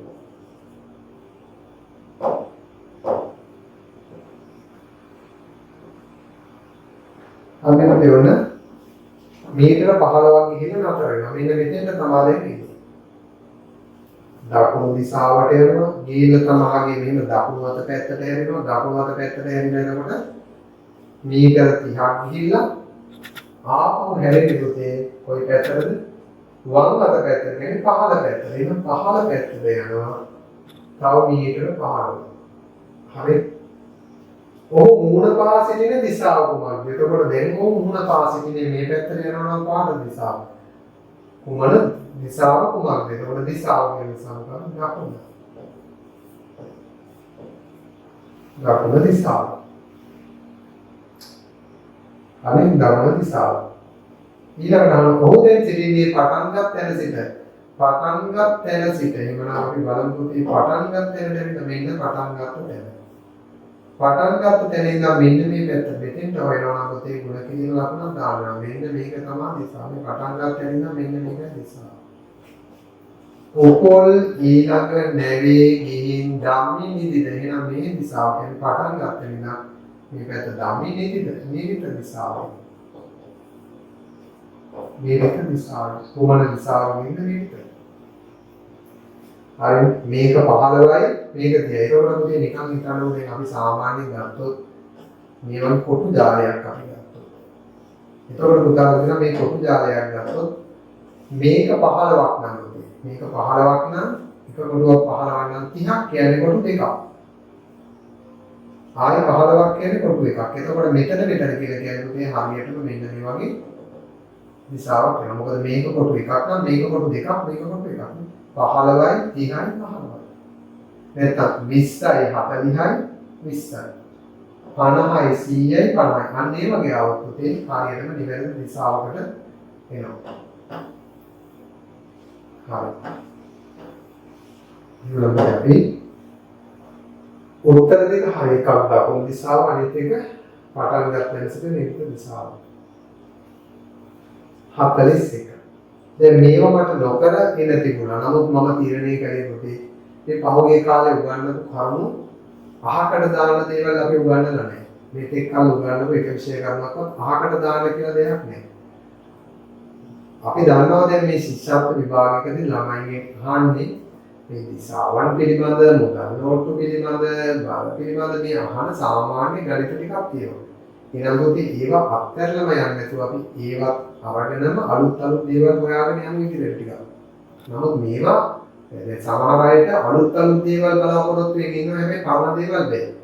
ඒකත් අපරාධයක්. ඒ නිසා පරණ දේවල් තෝරගමු. හරි. අපි යමු පුතේ ඉක්මනට එක් ස්ථානයකින් පටන් ගත් රුවනි සහ සඳුනි ප්‍රතිවිරුද්ධ දිශා දෙකක් ඔස්සේ රුවනි නැගෙනහිරට 50ක් වෙනවා. එතකොට මෙන්න මෙතන ඉන්නවා පුතේ රුවනි සඳුනි දෙන්න. එතකොට රුවනි යන්නේ නැගෙනහිරට 50ක්. එහෙනම් මෙයා නැගෙනහිර පැත්තට යනවා 50ක්. නැගෙනහිර පැත්තට 50ක් ගොස් තමාගේ දකුණු අත පැත්තට හැරී මීටර 25ක් යයි. එතකොට මෙයා 50ක් ගිහිල්ලා දකුණු අත පැත්තට හැරිලා මීටර 25ක් යනවා. එතකොට 25ක් යනවා වෙනවා. හරි. මෙයා මීටර 50ක් ගිහිල්ලා තමාගේ දකුණු අත පැත්තට හැරිලා මීටර 25ක් යනවා. සඳුනේ මීටර 100ක් යනවා. එතකොට මේ තමයි පුතේ ගියේ රුවනි. මෙතන ඉන්න කෙනා රුවනි. සඳුනි එතකොට චොක්කක්ම කොට කරන්න පුතේ නැත්තම් සඳුනි යනවලු මීටර 100ක්. එතකොට පුතේ සඳුනි මීටර 100ක් යනකොට ප්‍රතිවිරුද්ධ දිශාවනේ. එහෙනම් අරයගේ නැගෙනහිරට නම් රුවනි නැගෙනහිර නම් මේ සඳුනි යන්න ඕනේ බටහිරට. එතකොට 100ක් කියන්නේ පුතේ 50 වගේ දෙගුණයක් විතර දුරක්. එතකොට මෙන්න මෙයා මීටර 100ක් විතර ගියා මීටර 100ක්. එන බල සඳුනි මීටර 100ක් ගොස් වම් අත පැත්තට හැරී මීටර 25ක්. අරයා ගිහිල්ලා දකුණු අත පැත්තට හැරුණේ මෙයා ගිහිල්ලා වම් අත පැත්තට. එනවා මෙහාට ගිහින් වම් අත පැත්තට යනකොට 15ට මීටර 25ක් යනවා. එහෙනම් මේ දුර මීටර 25ක්. ගොස් නතර වෙනවා. 50ක් යනවා දකුණු අත පැත්තට හැරිලා 25ක් වෙනවා. 100ක් වෙනවා වම් අත පැත්තට හැරිලා 25ක් යනවා. දැන් දෙදෙනා අතර දුර කොහොමද? එහෙනම් පුතේ මේක රුවනි මේ පැත්ත සාදුනේ නම් දෙන්න අතර දුර කියන්නේ මෙන්න මේ දුර. මේ දුර ප්‍රමාණය කොච්චරද? 100යි 50යි 100. දැන් දෙන්න අතර දුර වෙන්න ඕන පුතේ කොච්චරද? 150. දැන් මේවා දක්ෂයි දැන් පුතේ ඕගොල්ලෝ ඇත්තටම ශිෂ්‍යාර්ථයට බය වෙන්න එපා. ශිෂ්‍යාර්ථයේ ගැටලු ඕගොල්ලන්ට ලේසි වෙනවා. 42 43ට ගන්න දෙයක් නෑ. හරි. මෙන්න 42 43. හොඳයි. දැන් මෙතනත් පුතේ මේ ගාන දැක්කම බය වෙන්න බෑ. මේ රූපයද ගන්න. සතුන් එක් ස්ථානයක සිට නැගෙනහිර දිශාවට මීටර 40ක් ගොස් තමන්ගේ දකුණු අත පැත්තට ඇදී මීටර 20ක් ගමන් කර නැවත තමාගේ දකුණු අත පැත්තට ඇදී මීටර 80ක් ගොස් නැවත දකුණට ඇදී මීටර 20ක් ගමන් කරන අතර වෙනවා පොතේ මේක නේද 40 20 80 එක එක ප්‍රමාණ දෙන නිසා අපි ප්‍රවේශමෙන් ගන්නවා නැගෙනහිර දිශාවට 40ක් යනවා හොඳයි මම මේ හරියට පටන් ගන්නවා ඔන්න නැගෙනහිර පැත්තට 40ක් යනවා मीटर 40ක් ගොස් ඔන්න නැගෙනහිර පැත්තට මීටර 40ක් ගියා. දකුණු අත පැත්තට මීටර 20ක්. එහෙනම් දකුණට ගිහිලා මීටර 20ක් යනවා.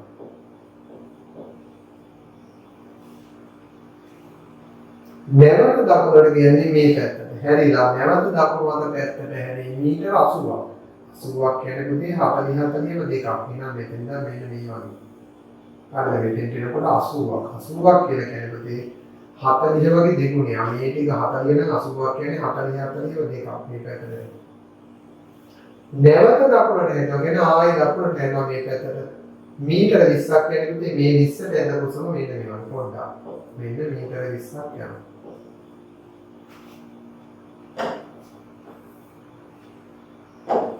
मीटर 20ක් යනවා. මොකද මීටර සම්මේන වෙන්නේ. ඔහු සිටින්නේ පටන් ගත් තැන සිට කුමන දිශාවෙන්ද? එතකොට පුතේ පටන් ගත් තැන සිට කුමන දිශාවෙන්ද වෙන්නේ? මෙතන තමයි පටන් ගත්තේ. එතන පටන් ගත් තැන සිට ඉඳන් ගත්තොත් එයා ඉන්නේ මෙන්න මේ දිශාවෙන්. ඊළඟට මෙන්න මේ දිශාව. පටන් ගත් තැන සිට ඉඳන් ගත්තොත් ඔහු දැන් සිටින්නේ පටන් ගත් තැන සිට නම් බටහිර දිශාව. කුමන දිශාවෙන්ද? බටහිර දිශාව. උදාහරණ බටහිර කිව්වත් එකයි බටහිර දිශාවෙන් කිව්වත් එකයි. කිසි වැරද්දක් නැහැ බටහිර දිශාවෙන් කියලා ලියන්න. බටහිර කියලා ලියන්නත් පුළුවන්. බටහිර දිශාවෙන් කියන්නත් පුළුවන්. ඒකේ වැරද්දක් නැහැ. කොහොමද දිශාවෙන්ද? බටහිර.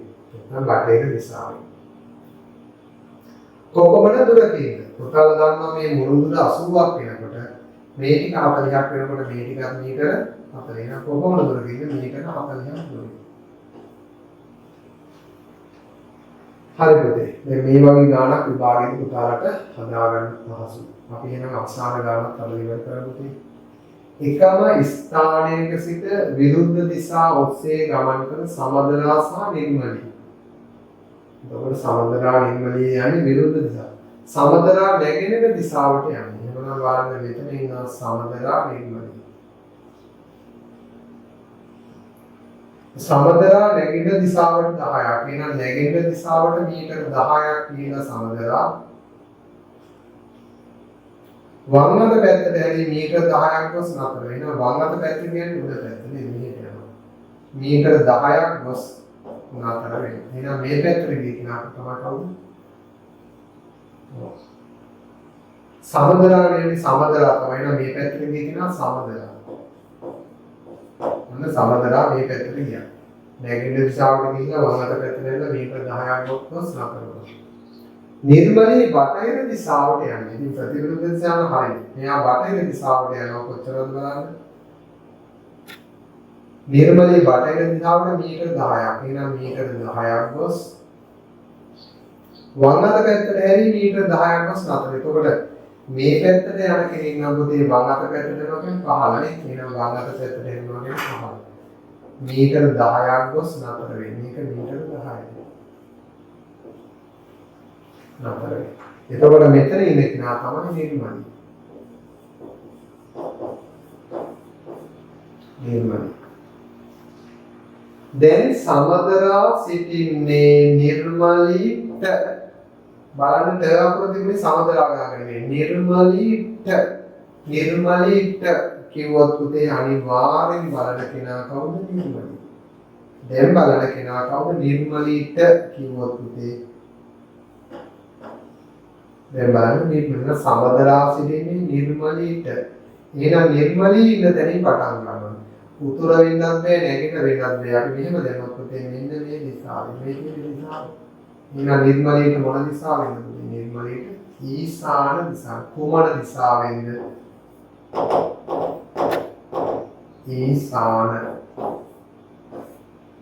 ඊශාන දිශාව. හරි. මම හිතනවා දරුවනේ මේ සියල්ලම ඔයාලගේ හරියට ඉන්නේ නැති. කෙසේ වෙතත් තවදුරටත් විභාගෙට ඉන ප්‍රශ්න පුළුවන් තරම් අපි ඉදිරියේදී තව දේවල් පුරු වෙමු. දැන් මේ පැවරුම තුල මතක තියාගන්න පුතාට මේ පැවරුමේ මේ අවසානම ගානට එක බොහෝම හොඳට සිහියෙන් උනන්දුවෙන් කරන් පහුගිය අවුරුද්දවල දීපු විශේෂිත රටා නැවත දැනුම වැඩි දියුණු වෙන පිණිස තමයි මේ සාමුදේ මේ පැවරුම් වලින් හැම එකකින්ම ගණන් කිහිපයක ශික්ෂා විභාගෙට එනවම තමයි. ඒ නිසා අලුත් දේවල් පුළුවන් තරම් ලැබෙන තැන් වලින් හොයාගන්න ඒවා පුරුදු වෙන්න. නමුත් අලුත්ම මුහුණුවරකින් විභාගයට යන්න ඕනේ නැහැ. අපිට මොකක් යවුවත් විභාගෙකදී උත්තර දී ගන්න පුළුවන් වෙනවා. හරි. එහෙමනම් පුතේ අපි දැන් ප්‍රශ්නපත්‍ර සාකච්ඡා කිරීමේ වැඩසටහන මෙතකින් අවසන් කරන ගමන් පුතාලට ඊළඟ සතියේ කරන්න තියෙන ගැටලු ටික අනිවාර්යෙන්ම අපි චුට්ටක් මතක් කරමු පුතේ. එතකොට අපි අර කියන්නේ සාමාන්‍යයෙන් සතිය හඳුන්වන්නේ ඊයේ පෙරේදා අනිද්දා පළමුදා කියන අන්න ඒ වගේ ගැටලු හතක් තියෙනවා. ඊළඟට අර තීන්තාලේප කරනවා කියන එක අර වෙනදට කළාට වඩා අපි පැති හතරක තීන්තාලේ පැති පහක හරි තීන්තර සම්පූර්ණව ගන්න නැතුව කුට්ටි වෙන් කරන ගණන් කතා කරනවා. ඊළඟට පෞද්ගලික විභාගවල ආපු රටාවන්න තමයි මේ ඉස්මතු වෙන්න මම පුතාලට දෙන්නේ. ඒ නිසා මේ ගණන් ටික කරගෙන යමු. මෙතන ගොඩාක් දේවල් ඉගෙන ගන්න තියෙනවා. දැන් අද අපි ගණන් ටිකක් හැදුවට පුතේක ගොඩාක් සාකච්ඡා කරගෙන යනවා. සාකච්ඡා කරන කාල වේලාව ගත වෙනවා.